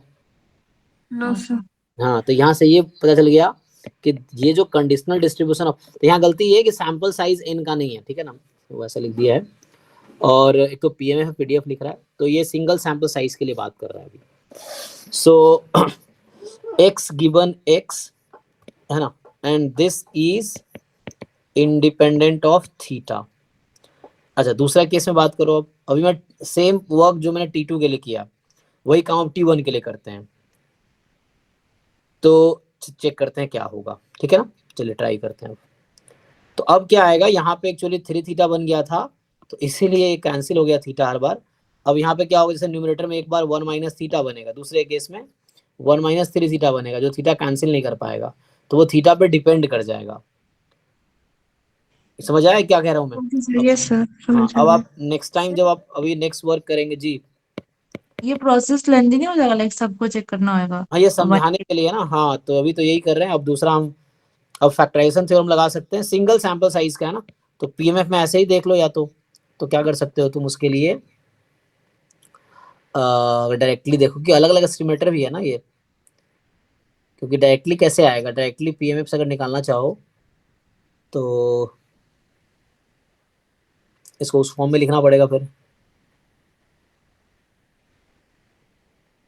क्योंकि एस्टिमेटर दिया है ना, तुम्हें चेक करना है, जब तुम्हें कोई पर्टिकुलर एस्टिमेटर दिया हो, तुम्हें चेक करना वो सफिशिएंट है कि नहीं है, तो तुम्हें डेफिनेशन ही लगाने पड़ेंगे। तो इसमें भी ये 3 बार डेफिनेशन लगाना होगा।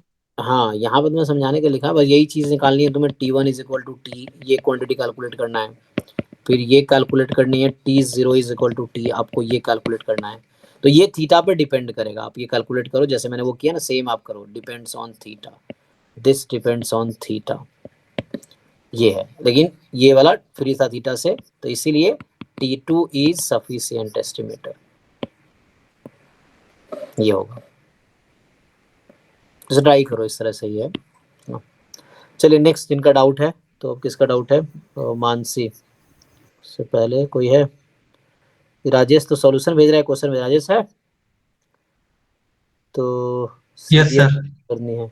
अच्छा चलिए, इसमें क्या सीरिया फाइंड करनी है आपको, देखिए तो ये क्वेश्चन जो आपका है कि प्रोबेबिलिटी पीएमएफ आपने ज्वाइंट दिया है, चलिए तो ये आपके पास है 1/12 जब x 0 और y 0 है, चलो ऐसे लिख देता हूँ मैं, 2/12 जब 0 1 है, 2/12 जब 1 0 है, एंड 7/12 जब 1 1 है। तो ये आपने पीएमएफ दिया, सम 1 है ना, ठीक है, 7 5 12। सो अब आपको इसका लिखना है सीडीएफ, तो सीडीएफ मतलब आप चाह रहे हैं कि ज्वाइंट सीडीएफ लिखना, ठीक। चलिए ज्वाइंट सीडीएफ का डेफिनेशन लगाइए। So joint CDF of X Y at X Y is probability capital X less than equal to X, capital Y less than equal to Y, ठीक है। अब आप खुद सोचो यहाँ पे, तो एक को फिक्स रखो, बाकी को मूव कराओ, है ना। सो देखो जैसे क्या है, x is less than 0 and y is less than 0, so what do you think, क्या आंसर आएगा? 1/12। नहीं, लेस देन 0 नहीं, लेस देन 0 है, 0 होगा। आउटसाइड सपोर्ट हो गया। अभी लेस देन 0 से स्टार्ट किया, सबसे पहला वाला, और है ना, या तो x लेस देन 0, ये एम्प्टी सेट हो जाएगा, ये एम्प्टी सेट बनाए, मतलब this will become empty set, कोई भी एक हुआ तो एम्प्टी सेट में ये 0 आएगी यहाँ पे। अब नेक्स्ट लिख रहा हूँ मैं कि x more than equal to 0 less than 1, y more than equal to 0 less than 1। अब बताओ,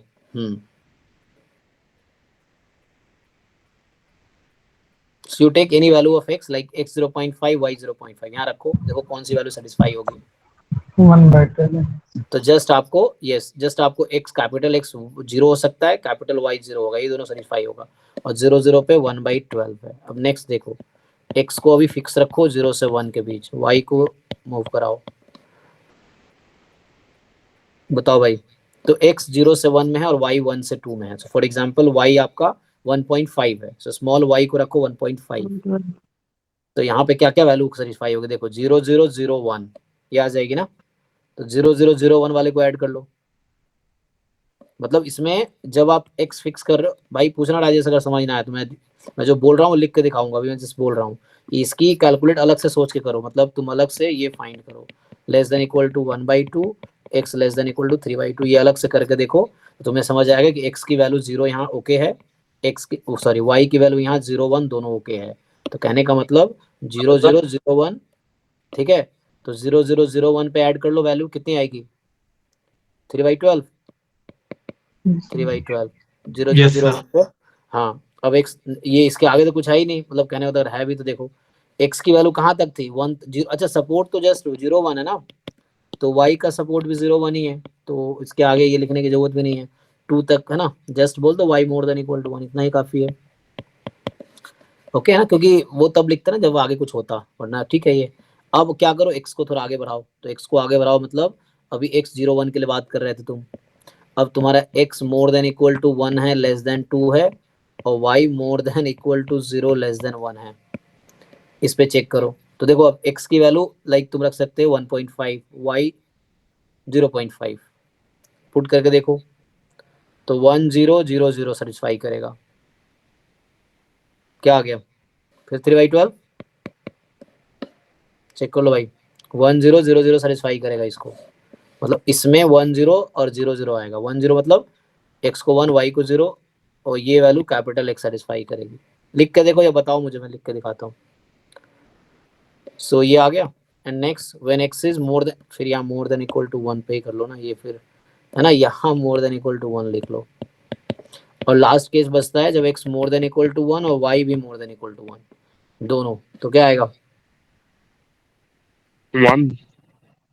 हाँ, तो इसमें क्या है, सारी वैल्यू आ जाएंगी ना फिर तो।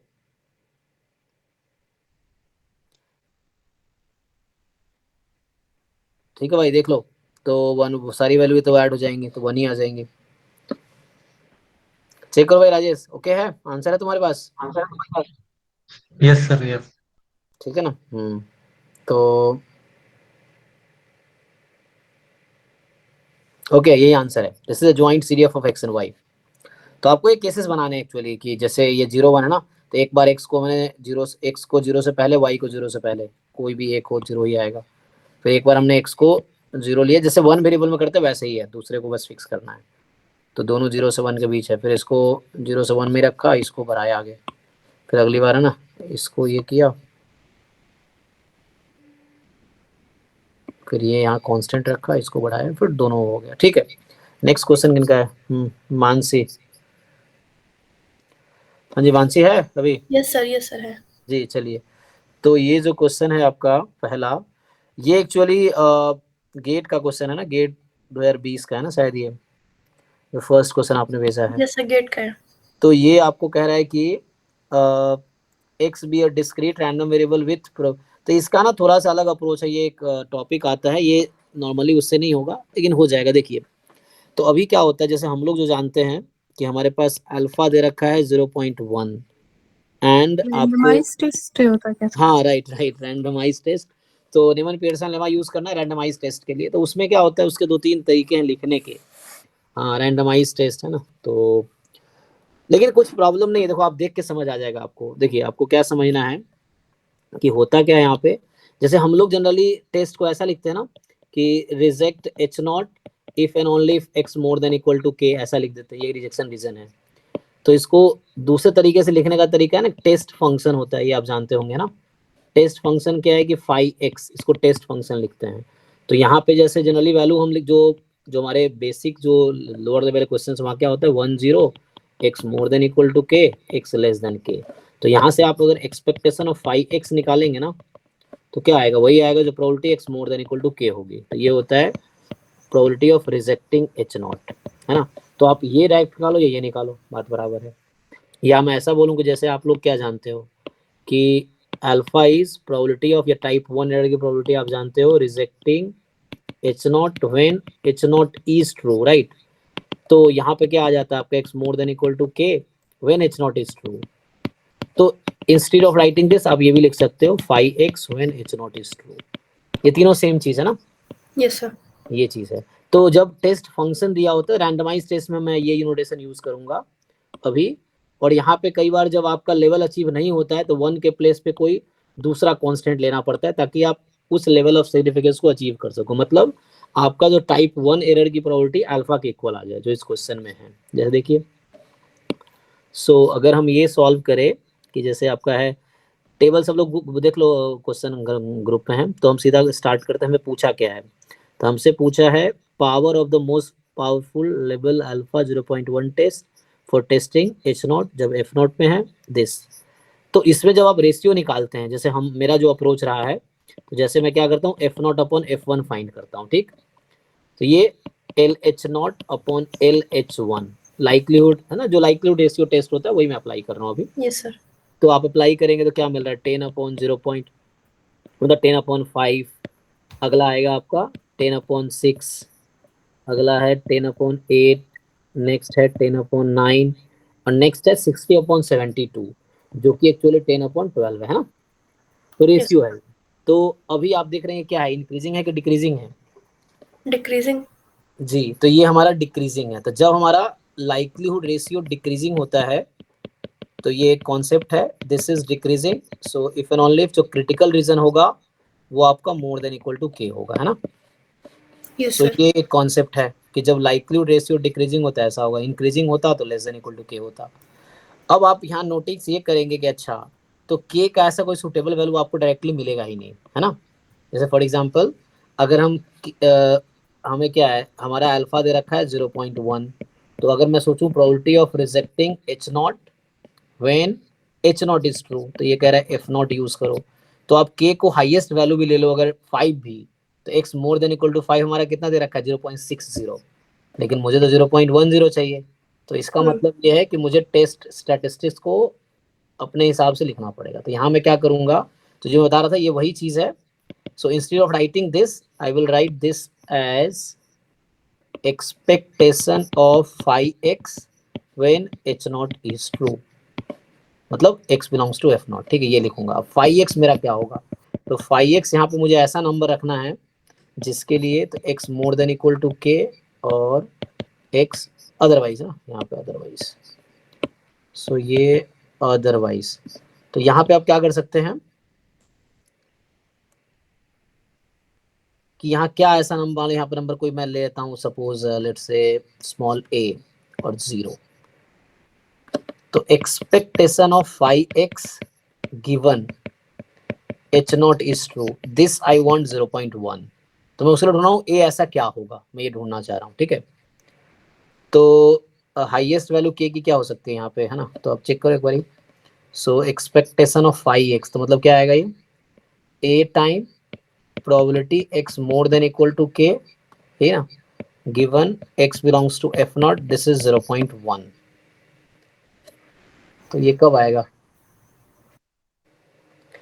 तो अगर आप x की वैल्यू अगर आप 5 लेते हो, what if x is more than equal to 5, मतलब ये मैं बोल रहा हूँ probability x more than equal to 5 when x belongs to f not. So ये हम चेक कर रहे हैं। 4 होगा। 0.60। 4 होगा। नहीं मैं बोल रहा हूँ एक x more than equal to 5 पे कितना आएगा, ये प्रोबेबिलिटी कितनी आएगी, 0.60 सर। ये तो 0.60 है इज इक्वल टू 0.1, तो a की वैल्यू कितनी आ जाएगी 1/6। 1/6। सो ये मतलब ये मैं हाईएस्ट वैल्यू से स्टार्ट कर रहा हूँ 0.60 है ना। तो ऐसे ये मोस्ट पावरफुल होगा बाय न्यूमैन पेयरसन लेमा, तो उसका कोई दिक्कत नहीं है।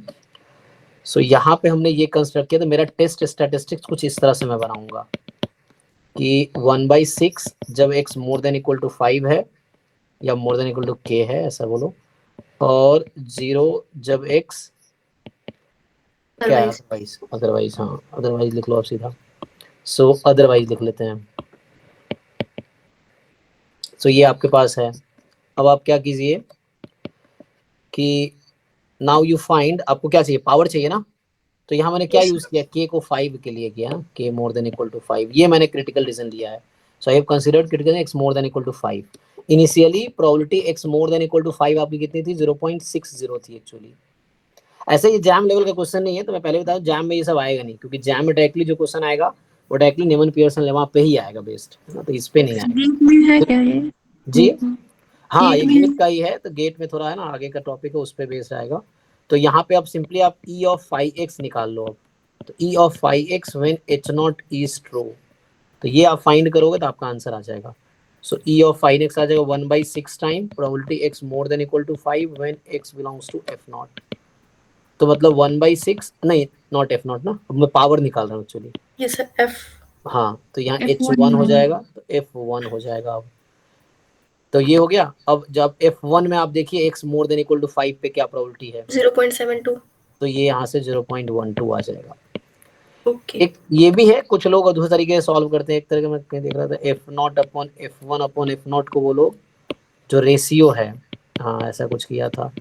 तो ये जो लास्ट रेशियो आया था 1/6, नहीं ये 6 आ जाएगा ना, उल्टा मतलब वो मैं f0 अपन f1 वो 6 आ जाएगा, तो उसको वो मल्टीप्लाई कर देते हैं। मतलब सिंपली देखो ऐसे आप देख के पता, ऐसे क्वेश्चन देख के आंसर पता चल रहा है कि जैसे हम लोग क्या कर रहे हैं कि probability x more than equal to k हमारा क्रिटिकल रीजन है बाय लाइक्लीहुड रेशियो टेस्ट। तो ये लाइक्लीहुड रेशियो टेस्ट से reject h0 if and only if this, लेकिन हो क्या रहा है, मुझे अल्फा 0.1 चाहिए था 0.10, और अगर x more than equal to मैं 5 ले रहा हूँ तो उस केस में 0.60 हो जा रहा है। तो आपको ये सोचना है कि ये 0.60 0.10 कैसे बन सकती है, तो मुझे किस नंबर से इसको मल्टीप्लाई करना पड़ेगा। तो यहाँ से भी आप वो ट्रिक ले सकते हैं कि ओके दिस इज एक्चुअली 0.60 था ना, तो मैं इसको 6 से मल्टीप्लाई करूंगा, if I multiply sorry divide by 6 then will get 0.10 and same thing you do here. तो rejecting when h0 under h0 बात कर रहा हूँ। तो अब आपको चाहिए x more than equal to 5, तो यही 1/6 टाइम सेम थिंग मैं ये बोल रहा हूँ, यहाँ पे ऐसा क्या मल्टीप्लाई करोगे ताकि 0.10 आ जाए। तो 0.60 आ रहा था उसको 1/6 से मल्टीप्लाई करेंगे तो 0.10 आ जाएगी। तो यही चीज अब करना है पावर के लिए, व्हेन h1 अंडर h1, तो अंडर h1 1/6 और जब x more than equal to 5 0.72 है तो ये 0.12 आ जाएगी। तो लेवल ऑफ सिग्निफिकेंस लाने के लिए मुझे 6 से डिवाइड करना पड़ रहा है किसको, 0.60 को। So same 6 will divide the 0.72। यहाँ ये लॉजिक समझ लो आप ऐसा, ताकि वो है ना लेवल ऑफ 0.1 लेवल तब बनेगा जब 0.60 को हम 6 से डिवाइड कर रहे हैं। तो same thing we are doing with the 7.72, तो इसीलिए 0.72 को 6 से डिवाइड किया 0.12 इसका आंसर है। सो ये लॉजिक है, लेकिन ये जैम लेवल का क्वेश्चन नहीं है और जैम में इस तरह क्वेश्चन नहीं आएंगे। Okay sir. चलिए नेक्स्ट देखते हैं आपके जो डाउट है। सो नेक्स्ट क्वेश्चन जो है, ठीक है, नेक्स्ट ये है कि x1 x2 xn आपके पास है random sample size and from normal theta 1। तो x1 x2 xn normal theta 1 है। अब आपसे पूछ रहा है कि हाँ तो h0 है, ये भी गेट का ही क्वेश्चन है, दिस बिलोंग्स टू 1,2 है ना, एंड h1 में है थीटा, हाँ या तो माइनस कहाँ से स्टार्ट किया थीटा, माइनस इन्फिनिटी से, तो माइनस इन्फिनिटी से 1 और 2 से इन्फिनिटी, ठीक। और आपसे कह रहा है कि which is the following statement is true।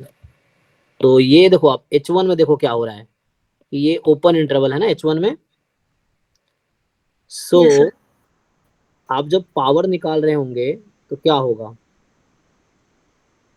What if, क्या मैक्सिमाइज कर पाएंगे हम? अभी वही लॉजिक जो वहां डिस्कस कर रहे थे हम लोग, अभी जैम के जो 2023 वाला क्वेश्चन था yes sir। उसमें उल्टा केस था कि वहां पे 2 इंटरवल थे ना न्यूमरेटर में, यहाँ पे अब यहाँ पे अगर आप पावर निकालोगे, so what is definition of power. So कह रहे critical region of this of uniformly most powerful test this such that test of level alpha, critical region of this is this, है ना। तो वो जो पूछ रही थी ना, जो एकता ने कहा था कि अगर वैसा होगा तो पावर कैसे निकलेगा, तो यहाँ भी सेम लॉजिक है। तो एक्चुअली जो ये इंटरवल 0 to 1 है और ये 2 to इन्फिनिटी है ना, तो यहाँ कोई मोस्ट पावरफुल टेस्ट एग्जिस्ट नहीं करेगा। आप पावर को अगर मैक्सिमाइज करोगे, पावर का डेफिनेशन क्या होगा कि probability of rejecting h0 when h1 is true, यही ना। तो यहाँ पे क्रिटिकल रीजन जो भी आ जाए उसके बाद h1 लेस देन अल्फा, तो the power of the uniformly most powerful test of against this. So critical region इसकी क्या आएगी, अगर आप निकाल भी लो क्रिटिकल रीजन तो वो मोस्ट पावरफुल नहीं होगा। जो क्रिटिकल रीजन आएगा that will not be the most powerful, क्योंकि आप मैक्सिमाइज नहीं कर पाओगे इस इंटरवल पे। माइनस इन्फिनिटी से 1 यूनियन 2 से इन्फिनिटी है। सो आप फंक्शन को कैसे मैक्सिमाइज करोगे? सो यहाँ पे इंटरवल का एंड पॉइंट इंक्लूडेड नहीं है ना, सो you will not gate point of maxima. Actually यहाँ पे ऐसा होगा, अगर क्रिटिकल रीजन जो भी आया सो you will not get a point of maxima. तो यहाँ से पहले हमें फाइंड करना पड़ेगा ना रीजन। हालांकि ये कोई है ना थ्योरम बेस्ड क्वेश्चन है, लेकिन फिर भी इसमें अगर प्रूफ करना चाहूँ, पहला ऑप्शन क्या बोला, critical region of level alpha of the uniformly most powerful test of h against h0 against h1 of the form this. तो समेशन xi आपका c1 से c2 में है, और दूसरा है critical region of level alpha of uniformly most powerful test this ऐसा होगा। तीसरा है कि at any level alpha the uniformly most powerful test of H0 against H1 does not exist. At any level alpha, the power of the most powerful test of H0 against H1 is less than alpha. Actually यहाँ पे point of maxima या point of minima exist नहीं करेगा इस question में, क्योंकि है ना, ये तो माइनस इन्फिनिटी कभी हो नहीं सकती, थीटा की वैल्यू प्लस इन्फिनिटी हो नहीं सकती है, और ये जो दूसरा एंड पॉइंट है ये एक्सक्लूडेड है। तो इसलिए यहाँ पे इसका जो मोस्ट, इसको जब मैक्सिमाइज आप करेंगे पावर को over theta belongs to H1, so you will not get any maxima, so maxima exist नहीं करेगी, इसीलिए इसका सी ऑप्शन करेक्ट होगा। ठीक है, जैसे उसी जैम वाले क्वेश्चन में पावर पूछ लेता, उसका आंसर भी होगा डज नॉट एग्जिस्ट। जो हम जैम वाला क्वेश्चन कर रहे थे उसी में अगर पावर पूछ ले तो उस केस में जो अभी क्वेश्चन है आप चेक करो, आपको तो साइज पूछा हुआ है लेकिन आप ट्राई करो पावर निकालने का, तो पावर यहाँ होगा डज नॉट एग्जिस्ट, में पावर आप निकालोगे सो फिर से वहाँ पे ओपन इंटरवल 1 2 है, so I think you will not be able to maximize. Check करो, तो उस इंटरवल मैक्सिमाइज नहीं कर पाएंगे, तो इसीलिए इसका मैक्सिमा एग्जिस्ट नहीं करेगा, तो मोस्ट पावरफुल टेस्ट यहाँ पे एग्जिस्ट नहीं करेगी एक्चुअली। नेक्स्ट जो है आते हैं बाकी लोग है ना इसको सॉल्व कर। नेक्स्ट क्वेश्चन आपका है क्या, ये वाला 13th। सो इसमें क्या है कि कंसीडर द डोमेन, आपको डोमेन दे रखा है x, y belongs to r square and x less than equal to y है आपका, ठीक है। सो ये डोमेन है फंक्शन का, है ना, और h फंक्शन है d से r में, और h x y जो है दिस इज x माइनस 2 की पावर 4 एंड y माइनस 1 की पावर 4, ठीक, और ये है x y बिलोंग्स टू, ये आपका डोमेन है। तो the minimum value of h on d, तो देखो इस क्वेश्चन का कॉन्सेप्ट कहीं ना कहीं उस क्वेश्चन से रिलेटेड है, ये हालांकि क्लास में एक बार मैंने डिस्कस किया है, तो जो लोग रहे होंगे, एकता थी ना क्लास में, तुम्हें याद है भाई, एकता तुम थी ना इस क्लास में? यस जब हम बाउंड्री पॉइंट डिस्कस कर रहे थे ना, हाँ। सो इसका ग्राफ बनाएंगे x less than equal to y, इस तरह से है ना, ये x इक्वल टू y है, और चलो देखते हैं। तो अभी जैसे आप कैसे सॉल्व करते हो इन क्वेश्चंस को, जैसे x बराबर for example x square plus 2x plus 1 है एग्जांपल के लिए, और x आपका दे दिया मान लीजिए -1 से 3, तो इस तरह के क्वेश्चन कैसे सॉल्व करते हो आप बताओ, किसका डाउट है? मानसी आपका बताइए। So, जैसे कोई इंटरवल दिया होता है तो आप कैसे सॉल्व करते हो इस तरह के फर्स्ट वन वेरिएबल केस में? सब पहले रूट्स देख लेते हैं, फिर उसके ये जो बाउंड्री है इसके बीच में देख लेते हैं। हाँ, कि जैसे इसका हम क्रिटिकल पॉइंट निकालते हैं, क्रिटिकल पॉइंट इस बीच में होना चाहिए, उसके बाद critical point and boundary point को इंक्लूड करके देखते हैं किस पे लार्जेस्ट है वो मैक्सिमा है, किस पे स्मॉलेस्ट है। सेम यहाँ पे 2 वेरिएबल में करना है मुझे। तो हमें क्या करना है, यहाँ पे हमें एक डोमेन दे रखा है, डोमेन क्या है? बाउंडेड डोमेन है। बाउंडेड मतलब इसका ग्राफ बनाते हैं डी का, देखिए तो यहाँ भी इंटरवल ही है एक्चुअली। सो ये हमारे पास x less than equal to y है, तो ये आपका ग्राफ है x इक्वल टू y का, तो x less than equal to y है, तो एक्स वाई आर स्क्वायर में स्पेसिफिक नहीं किया ना एक्स वाई को, सो किस साइड होगा? x less than equal to y इस तरफ, ठीक है ना। अच्छा, तो ये आपका डोमेन है इधर। तो अच्छा, इसमें तो ये थोड़ा आसान क्वेश्चन हालांकि, ठीक है ना, देख लीजिए इस तरफ। अब क्या करना है आपको कि जैसे पहले इसका आप क्रिटिकल पॉइंट निकाल लो, तो जब क्रिटिकल पॉइंट निकालोगे लेट्स से, है ना, so you find the critical point, तो x माइनस 2 की पावर 4 y माइनस 1 की पावर 4, तो इसका बाउंड्री क्या है? x equal to y। चलो पर डायरेक्टली क्रिटिकल पॉइंट निकाल लो आप, सो यू फाइंड hx, तो ये आ जाएगा 4x माइनस 2 की पावर 3, ये हो जाएगा hy, तो 4y माइनस 1 की पावर 3, ये आ जाएगा, इक्वल टू 0 करेंगे आप, तो x की वैल्यू 2 और y की वैल्यू 1, तो मतलब 1,2 आपके पास, सॉरी 2,1, x2 एंड y1, तो 2,1, क्या 2,1 डोमेन में है? हाँ या ना, चेक करो, ये सेटिस्फाई कर रहा है इसको? नो सर, है ना। तो ये जो आपका 2,1 है that does not lie in the domain. तो सेम चीज आप वहां भी करते हैं वन वेरिएबल में, कि एफ डैश एक्स को 0 पुट करते हैं, जो एक्स की वैल्यू आएगी वो जो गिवन इंटरवल है उसमें होने चाहिए, यही आपका वो इंटरवल है यहाँ पे, है ना। जैसे वन वेरिएबल में इंटरवल ऐसा लिखा होगा, 2 वेरिएबल है तो इन्होंने ऐसे लिख के दिया है, ये ऐसे लिख के दिया है। तो ये जो पॉइंट हमारा क्रिटिकल पॉइंट निकला that does not belong to D, तो वी विल इग्नोर दिस, तो इसको हम इग्नोर कर देंगे इस क्रिटिकल पॉइंट, क्योंकि हम वही क्रिटिकल पॉइंट कंसीडर करेंगे जो डोमेन में है। क्योंकि point of maxima point of minima हमेशा डोमेन के पॉइंट होने चाहिए। तो अब क्या करेंगे, तो अब हम इसके बाउंड्री पे बात करेंगे। So what is boundary of this curve, ये है boundary x is equal to y. चलिए तो एच एक्स वाई में x और y इक्वल कर दीजिए आप, तो x माइनस 2 की पावर 4 एंड x माइनस 1 की पावर 4। मैंने क्या किया, मैं बाउंड्री पे बात कर रहा हूँ, y is equal to x, मतलब बाउंड्री का मतलब जैसे वन वेरिएबल में एंड पॉइंट, तो यहाँ पे बाउंड्री पॉइंट पे बात कर रहे हैं। तो बाउंड्री पॉइंट पे देख लेते हैं क्या होगा। ये वन वेरिएबल फंक्शन है, मैक्सिमाइज कर लेंगे इसको हम। चलिए ट्राई करते हैं, मिनिमाइज करना है। तो ऐसे ही दिख रहा है ना, ये मोर देन इक्वल टू क्या होगी, 0 होगी। और ये वैल्यू 0 कब आएगी, चलिए इसको देख लेते हैं सॉल्व करके। तो आइए इसको ट्राई करते हैं। तो h डैश x निकाल लीजिए यहाँ से। सो 4 टाइम x माइनस 2 की power cube and 4 time x minus 1 की पावर 3, यहाँ भी होगा ये। अब इसको सॉल्व कैसे करेंगे, इक्वल टू 0। चलो देख लेते हैं सॉल्व हो जाएगा। तो यहाँ से मुझे क्या करना, 4 तो कॉमन आ जाएगा, तो x माइनस 2 की पावर 3 एंड x माइनस 1 की पावर 3 इज इक्वल टू 0। तो 4 को उधर भेज दो। सो x माइनस 2 की पावर 3 बराबर माइनस ऑफ x माइनस 1 की पावर 3। सो एक्स क्यूब, एक प्रॉपर्टी ये होती है माइनस एक्स क्यूब बराबर माइनस एक्स क्यूब, माइनस को मैं शिफ्ट कर सकता हूँ इनसाइड द ब्रैकेट। तो x माइनस 2 की पावर 3 बराबर ये हो जाएगा 1 माइनस एक्स की पावर 3। ये ठीक है ना, देख लो एक बार। यस सर सही। हाँ, क्योंकि माइनस एक्स का होल क्यूब बराबर माइनस एक्स क्यूब, तो वही किया मैंने, इनसाइड शिफ्ट किया। अब ये क्यूब फंक्शन जो है ना, ये 1 1 फंक्शन है, right. X cube is 1 1 function, तो इसलिए पूछ चेक कर रहा हूँ ताकि मैं कैंसिल कर सकूँ। तो मैं 1 1 फंक्शन में डायरेक्टली कैंसिल है ना, fx1 बराबर fx2 देन x1 बराबर x। Yes sir yes. तो x माइनस 2 बराबर 1 माइनस एक्स आ गया। तो यहाँ से सिंप्लीफाई करके 2x बराबर 3 आ गया।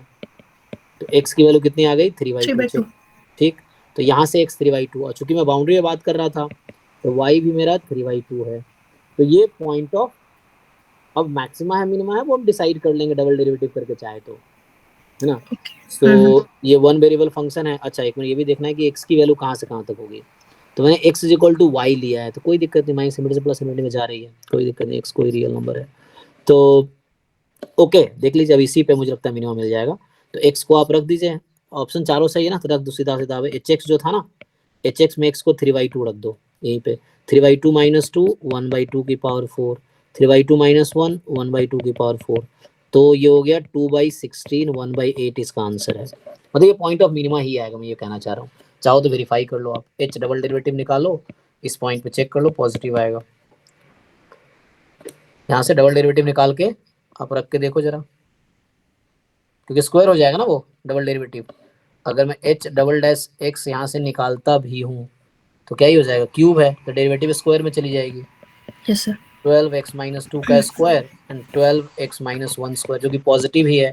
तो डबल डेरिवेटिव पॉजिटिव मतलब मुझे पॉइंट ऑफ मिनिमा मिलना है, जो क्रिटिकल पॉइंट है। ठीक है, तो इस क्वेश्चन का आंसर क्या हो गया, 1/8 है। ठीक, नेक्स्ट। इसमें क्या एक ही डाउट, दोनों डाउट है? एक ही है सर, 19 वाला। अच्छा 19, चलिए तो 19 में जो है कि x भी रैंडम वेरिएबल विथ mgf। अब देखिए mxt आपको दे रखा है 6/π² समेशन e की power t² by 2n upon n², n from 1 to क्या है ये, मोर देन इक्वल टू 1, हाँ n फ्रॉम 1 टू इन्फिनिटी ले लीजिए। सो इस तरीके से है। अब आपसे पूछ रहा है, देखिए तो यहाँ पे क्या actually this is something like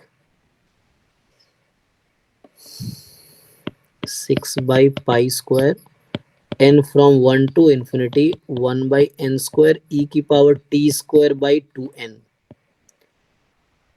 okay, अब देखिए यहाँ पे क्या हो रहा है, ये इस तरह का mgf कहाँ मिलता है, मतलब किसका mgf है ये। अगर मैं ऐसा mnt लिख दूं अभी के लिए, तो ये क्या रहेगा, आपको क्या लगता है, ये mxnt लिख दिया अभी के लिए, किसका mgf है ये? नॉर्मल सर नॉर्मल का। नॉर्मल का। Normal 0 comma mu t plus half sigma square t², है ना। 1/√, 1/√n, ठीक। हाँ, तो ये हमारे पास है। अब ये एक्चुअली क्या लीनियर कॉम्बिनेशन लिखा हुआ है, तो आपको अगर पता हो इसको मैं क्या कर सकता हूँ कि है ना, तो ये mxt जो यहाँ पे है this is 6/π² summation n from 1 to infinity 1/n²। अभी मैं mxnt लिख देता हूँ मान लो। सो होगा ये सर तो 1/n होगा ना, हाँ 1/n होगा ना वो अच्छा नॉर्मल। σ²t² ना, हाफ σ²t², तो ये इन्होंने स्टैंडर्ड डेविएशन बताया, ठीक है। वेरिएंस इज हाफ σ²t² ना, हाफ σ² की जगह 1/n है, ठीक है। तो इस तरह से, तो यहाँ वेरीफाई बस मैं कर रहा हूँ, तो mx0 तो 1 तो आ ही रहा है, वो तो ऐसे यहाँ से भी आ जाएगा और वैसे भी आ रहा था। ओके देखो यहाँ से एक तो सिंपल, अगर टाइम ज़्यादा किल नहीं करना है तो एक सिंपल तरीका ये है कि कहीं ना कहीं ये नॉर्मल जो है, नॉर्मल क्या है, कॉन्टिन्यूअस डिस्ट्रीब्यूशन है, तो ये जिस भी रैंडम वेरिएबल का mgf होगा ना वो कॉन्टिन्यूअस ही होगा। तो एक तुम यहाँ से सोच सकते हो कि चूंकि ये लीनियर कॉम्बिनेशन लिखे हुए हैं ना, सो ये जो x आएगा this will be a continuous random variable, उससे ये है। और आपसे क्या पूछा है, बाकी मैं इसको प्रूव कर देता हूँ कि x क्या है, वैसा भी है, इसका प्रूफ भी है कि आपसे पूछा है क्या प्रोबेबिलिटी है x बिलोंग्स टू q, और आप जानते हैं q क्या होता है, काउंटेबल सेट या अनकाउंटेबल सेट। रैशनल नंबर क्या है, set of rational number countable है अनकाउंटेबल है?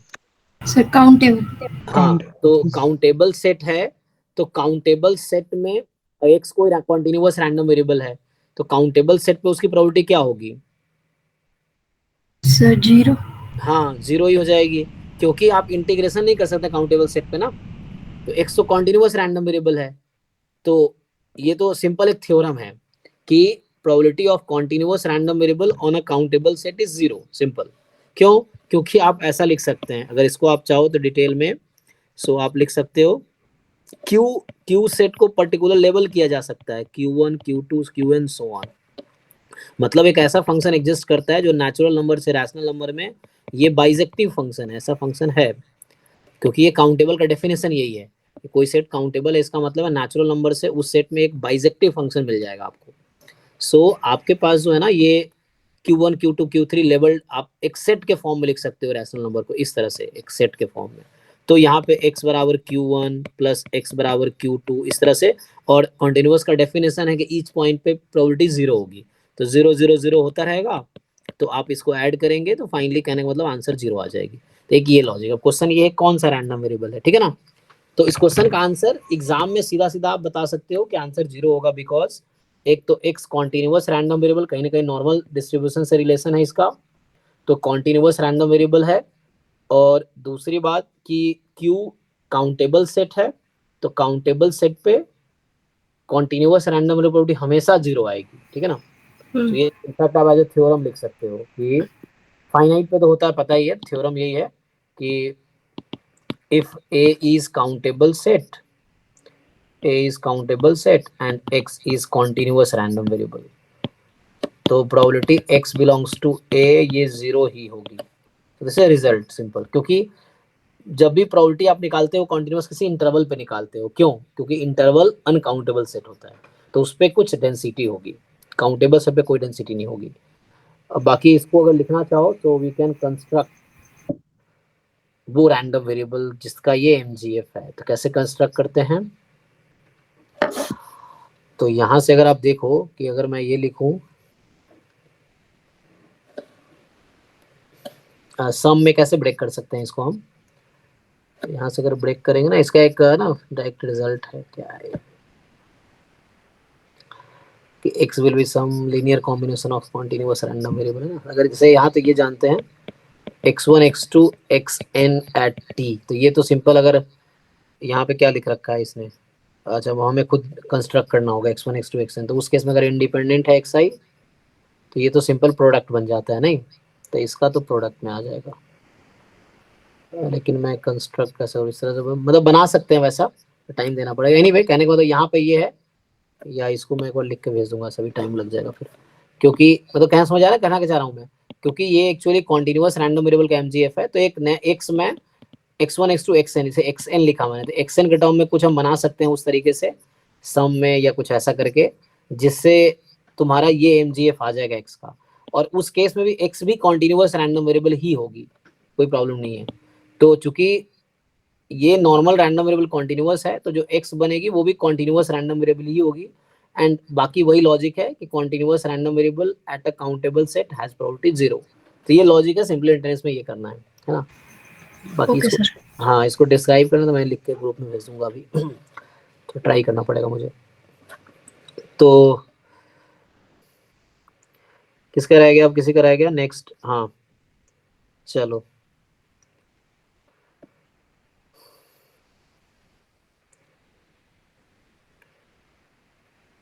देखो भाई नेक्स्ट नाम तो दिखने रहा, कौन है ये?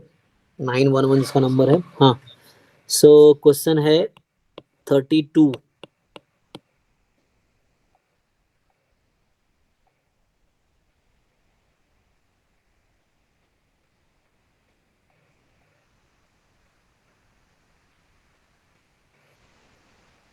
है ग्रुप में 32 नंबर क्वेश्चन है, ये 6 सीरीज वाला अभी हो। Summation n be the convergent है। अच्छा, so summation n from 1 to infinity है ना। So this be a convergent series of positive real number, then which of the following statement is are true. अच्छा, तो आपसे पूछ रहा है यहाँ पे कि ये बता रखा है ये कन्वर्जेंट सीरीज है, this is convergent series of positive real number. Okay, तो आपसे क्या पूछ रहा है कि summation n be a convergent series of positive real number, which of the following statement is are true. तो क्या समेशन एन का ऑप्शन डी वाली। अच्छा, डी में आपको डाउट है, ठीक है। सो डी कह रहा है कि summation root A N upon N की पावर 1/4। अच्छा, तो एक तो इसमें हम लोग वो रिजल्ट भी लगा सकते हैं, कंपैरिजन टेस्ट या उस तरह से वो भी काम कर सकते हैं, नहीं तो क्योंकि यहाँ से मुझे ये पता है कि limit n tends to infinity a n 0 होगी, ये तो ओके है। एंड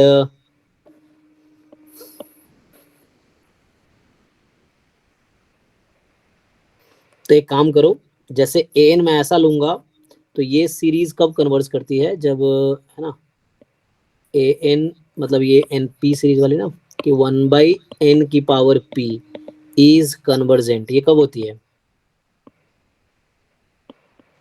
वन होता है तो जी, p ग्रेटर 1 हो गया आपका। तो p ग्रेटर देन जब 1 है, तो यहाँ पे क्या है, एक ऐसा, तो मैं एग्जांपल बना देता हूँ। अगर d को यहाँ पे क्या करना है, सो ए एन अगर मैं लेता हूँ 1/n 1 प्लस एप्सिलॉन, मान लो अभी ऐसा ले लूंगा, एप्सिलॉन कोई बहुत छोटा नंबर है, तो उससे क्या बनेगी, ये रूट ए एन क्या बनेगी, क्वेश्चन ये है। सो 1/n की पावर 1/2 प्लस एप्सिलॉन/2 ऐसी बनेगी। एप्सिलॉन कोई पॉजिटिव नंबर, अभी ये ले रहा हूँ मैं। तो अभी ये जो सीरीज ए एन है मेरा कन्वर्जेंट है, this series a n is convergent, इसके हिसाब से series a n is convergent. And अब मैं रूट एन ले रहा हूँ, तो ये आ गया, रूट लिया तो क्या होगा, पावर पावर मल्टीप्लाई और 1/2।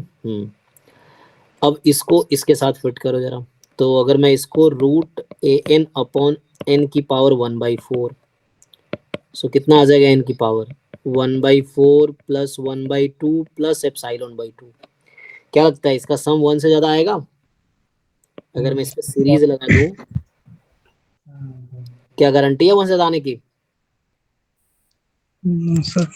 कोई एक एप्सिलॉन बताओ ऐसा जहां पे ना आए, तो मैं बहुत छोटा एप्सिलॉन ले लूंगा, 1/100 ले लूंगा मैं, है ना। तो ये डाइवर्जेंट हो जाएगी, हाँ या ना, चेक कर लो। क्योंकि ये सम जो है ना 1/4 प्लस 1/2 प्लस एप्सिलॉन/2, ये लेस देन 1 हो जाएगा, देयर एग्जिस्ट 1 एप्सिलॉन। तो एक एग्जांपल काफी है फॉल्स कहने के लिए। तो एक ऐसा है ना, तो मेरे पास समेशन ए एन कन्वर्जेंट था, बट मैंने ये एन और इसके लिए ये वाली कन्वर्जेंट नहीं है, दिस इज डाइवर्जेंट, तो हो गया डी फॉल्स है आपका। चलिए नेक्स्ट क्वेश्चन पे आते हैं। नेक्स्ट आपका ये क्वेश्चन है, इसमें ये है कि 49 जो आपने भेजा हुआ है, सो कह रहा है x1 x2 xn be the random sample from the distribution with pdf। तो आपके पास fx है 1/4 e की power minus mod x-4 plus 1/4 e की पावर माइनस x माइनस 6। हाँ, तो पूछ रहा है कि 1/n summation xi from 1 to n converges in probability. तो बताइए जी, x bar converges in probability to what? Sir E of X. e ऑफ x। तो ये यहाँ e ऑफ x आएगा। बस हमारा क्वेश्चन में तो ये लिखा हमने by weak law of large number, तो ये हो गया by weak law of large number. अब आपसे पूछ रहा है कि e ऑफ x क्या है। हाँ भाई मानसी, मीन निकाल लोगे जिनका डाउट है ये? सो कैसे मीन निकालोगे? देखो ध्यान से, ये किसका पीडीएफ है पहले ठीक से देखो। इसमें ऐसा है, ये lambda time f1x plus 1 minus lambda time f2x, ये ऐसा पीडीएफ है। f1 खुद पीडीएफ है, f2 खुद पीडीएफ है, और fx भी एट द एंड पीडीएफ है। तो उसके लिए तुम्हें लैम्बडा देखना पड़ेगा क्या है। सो f1x बताओ, ऐसा जो पीडीएफ बन जाए क्या होगा? ये तुम्हें पता होगा, 1/2 e की पावर x माइनस 4। ये लाप्लास डिस्ट्रीब्यूशन है या डबल एक्सपोनेंशियल विथ पैरामीटर। हाँ 4,1 हो गया ये जी। और f2x आपका हो गया 1/2 e की power x minus 6। This is again Laplace 6,1। तो देखो यहाँ से ex निकालो, तो ये इसमें 1/2 अलग करो, मतलब ये लैम्डा तुम्हारा यहाँ से 1/2 निकल गया, तो इसका मतलब लैम्डा 1/2 आ गया। तो ये 1/2 टाइम f1, 1/2 टाइम f2। ध्यान दो, तो 1/2 time ex1 plus 1/2 time ex2। ऐसा क्यों? क्योंकि ये ऐसा कॉम्बिनेशन बना है आपका कि ये जो fx है एक्चुअली 1/2 टाइम f1x है, 1/2 टाइम f2x है। इसीलिए जो ये ex होगी हाफ ex1 ex2, x1 ये है x2 ये है। तो बताओ इसका मीन 4 है, इसका मीन 6 है, हो तो गया। So half time 4 half time 6, तो आ गया हाफ टाइम 4 हाफ टाइम 6, 10/2 5, ये आ गया। तो नेक्स्ट देखिए, सो नेक्स्ट जो क्वेश्चन है इसमें कि x1 x2 xn में random sample from exponential distribution with PDF. तो आपको ये एक्सपोनेंशियल मतलब रेट थीटा है, मीन 1/थीटा है ना। सो थीटा e की पावर माइनस थीटा x, जब x पॉजिटिव है 0 अदरवाइज। अब आपसे पूछ रहा है ये कि alpha 0 1 be the fixed and beta be the power of the most powerful test of size alpha rejecting h0, जो कि थीटा 1 है और h1 थीटा 2 है। Consider the critical reason this, एक आपको नया क्रिटिकल रीजन दिया।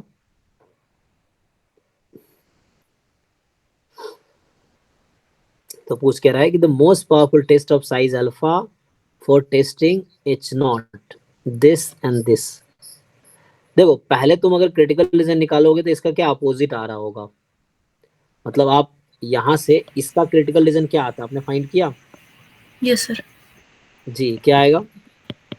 लेस देन का आएगा सर। जी लेस देन का आएगा। तो x लेस देन आपका k summation xi less than k। अब यहाँ इन्होंने दूसरा क्रिटिकल है, ये आपका आएगा summation xi less than equal to something k। मुझे कोई दिक्कत नहीं वो क्या k है, उससे फर्क नहीं पड़ेगा। तो अब क्या करना है मुझे यहाँ पे एक्चुअली, अब आपका जो दूसरा क्रिटिकल रीजन, तो ये इसका क्रिटिकल रीजन। अब एक नया क्रिटिकल रीजन उसने खुद दिया है क्वेश्चन में कि x belongs to Rn such that कि समेशन xi जो है more than 1/2 chi square 2n 1 minus alpha. ये मैं अपने नोटेशन में लिखा हूँ। तो ये है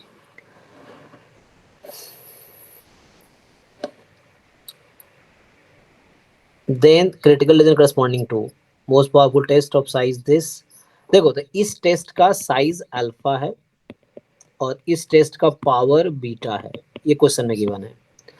अब क्या कर रहा है, आपके न्यू क्रिटिकल रीजन बनाए इन्होंने चेंज कर दिया।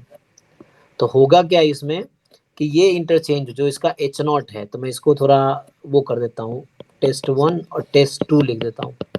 तो सेकेंड टेस्ट में क्या होगा, यहाँ जो h1 है तो इसको मैं थोड़ा सा चेंज करने के लिए मुझे कुछ और लिखना पड़ेगा। तो मान लो h0 स्टार बोल देता हूँ। तो यहाँ h0 स्टार बनेगा थीटा बराबर 2 और h1 star here will be theta is equal to 1, ऐसा होगा। So h0 star is theta is equal to h1 star is theta is equal to 1। ठीक है, तो अब इसका क्रिटिकल रीजन एक्चुअली ये है, ठीक है ना, आप इससे फाइंड करोगे यही आएगा। अब आपको बस डिसाइड ये करना है, ये क्या है, then the critical region is to the, ये साइज हाँ साइज पता चल जाए तो फिर। हाँ, अब देखो साइज क्या हो जाएगा, 1 माइनस पावर आ जाएगा, और पावर जो आएगी 1 माइनस साइज आ जाएगी। यहाँ ऐसा होगा, क्यों, जैसे कि मैं प्रूफ करता हूँ। तो मैं न्यू टेस्ट का पावर निकालता हूँ, ठीक है। तो चलिए साइज निकालते हैं पहले। तो साइज ऑफ न्यू टेस्ट, तो probability of rejecting h naught star given h naught star is true, right. तो ये क्या है, प्रोबेबिलिटी आपका रिजेक्ट एच नॉट क्या है, तो यहाँ पे क्रिटिकल रीजन, यहाँ पे आपका summation x i more than equal to k है। ये के वही निकल गया, हम एक चेक करोगे ये के यही वाली बन के आएगी। तो ये जो भी होता है यहाँ क्या आएगा, एक्स नॉट है ना, more than equal to more than के given h not is true. तो एच नॉट क्या है आपका, so your h not is theta is equal to 1। नहीं, अभी मैं ये एच नॉट स्टार की बात कर रहा हूँ। H naught star is what, theta is equal to 2। और इसको अगर मैं ऐसा लिख दूं, 1 minus probability x less than equal to k when theta is equal to 2। अब ये उसके टर्म में लिखो जो ओरिजिनल टेस्ट था। 1 माइनस ये क्या हो जाएगा, alpha rejecting h not when h1 is true, theta is equal to का भी ओरिजिनल टेस्ट में इंटरचेंज है ना। ऑप्शन में देखो इंटरचेंज कर रखा है, ऑप्शन देखोगे ना तो इंटरचेंज कर रखा है। तो ये आ जाएगा 1 माइनस बीटा, पावर हो जाएगा। तो मतलब जो न्यू टेस्ट का साइज आएगा that is the 1 minus power of the old test, ठीक है। Okay sir. हाँ, तो ये आया, वैसे ही सेम पावर निकाल के देखो 1 माइनस साइज आ जाएगी। तो यहाँ पे वो ऑप्शन देख लो अब कि जहाँ पे, so this R is the critical region of the most powerful test of size 1 minus beta. D option correct है, हाँ डी करेक्ट है, और ठीक है डी ही करेक्ट है बस, ठीक है। अगर पावर होता तो साइज निकाला 1 माइनस बीटा आ गया, और beta was power of the original test. तो ये थ्योरम समझ लो इसको आप, जब आप h0 h1 को इंटरचेंज करोगे ना, तो जो न्यू पावर आएगी 1 माइनस टाइप 1 उधर से 1 माइनस अल्फा हो जाएगी, और न्यू साइज आएगी 1 माइनस बीटा, 1 माइनस पावर हो जाएगी। एक्चुअली सर मैं क्वेश्चन ही नहीं समझ पाई थी उस टाइम। हाँ, बस इसमें इंटरचेंज किया इन्होंने हाँ। ऑप्शन में देखेंगे आप, इंटरचेंज कर रखा है बस h0 h1 को। चलिए, तो नेक्स्ट अब किसका रह गया, भाई शुभांकर तुम्हारा भी है, इसमें क्या डाउट है कि क्या होगा, है शुभांकर, सो गया। Yes sir. तो आपको पता है ये F 815 में यस सर, और इसने F करके भेज 15 दिया सर। हो गया ना, अच्छा फिर तो हो गया, चलो ठीक है। रिवर्स होते हैं ना एक दूसरे के, तो क्या ही दिक्कत है। Yes sir. आई थिंक हो गया। किसी का डाउट बचा है, डाउट नहीं थी क्या, ज्वाइन किए नहीं तुम। तो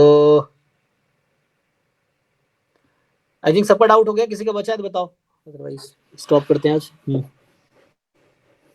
हो गया। चलिए ठीक है, thank you so much everyone, ठीक है। मिलते हैं अगले क्लास में फिर। Thank you good sir. Night.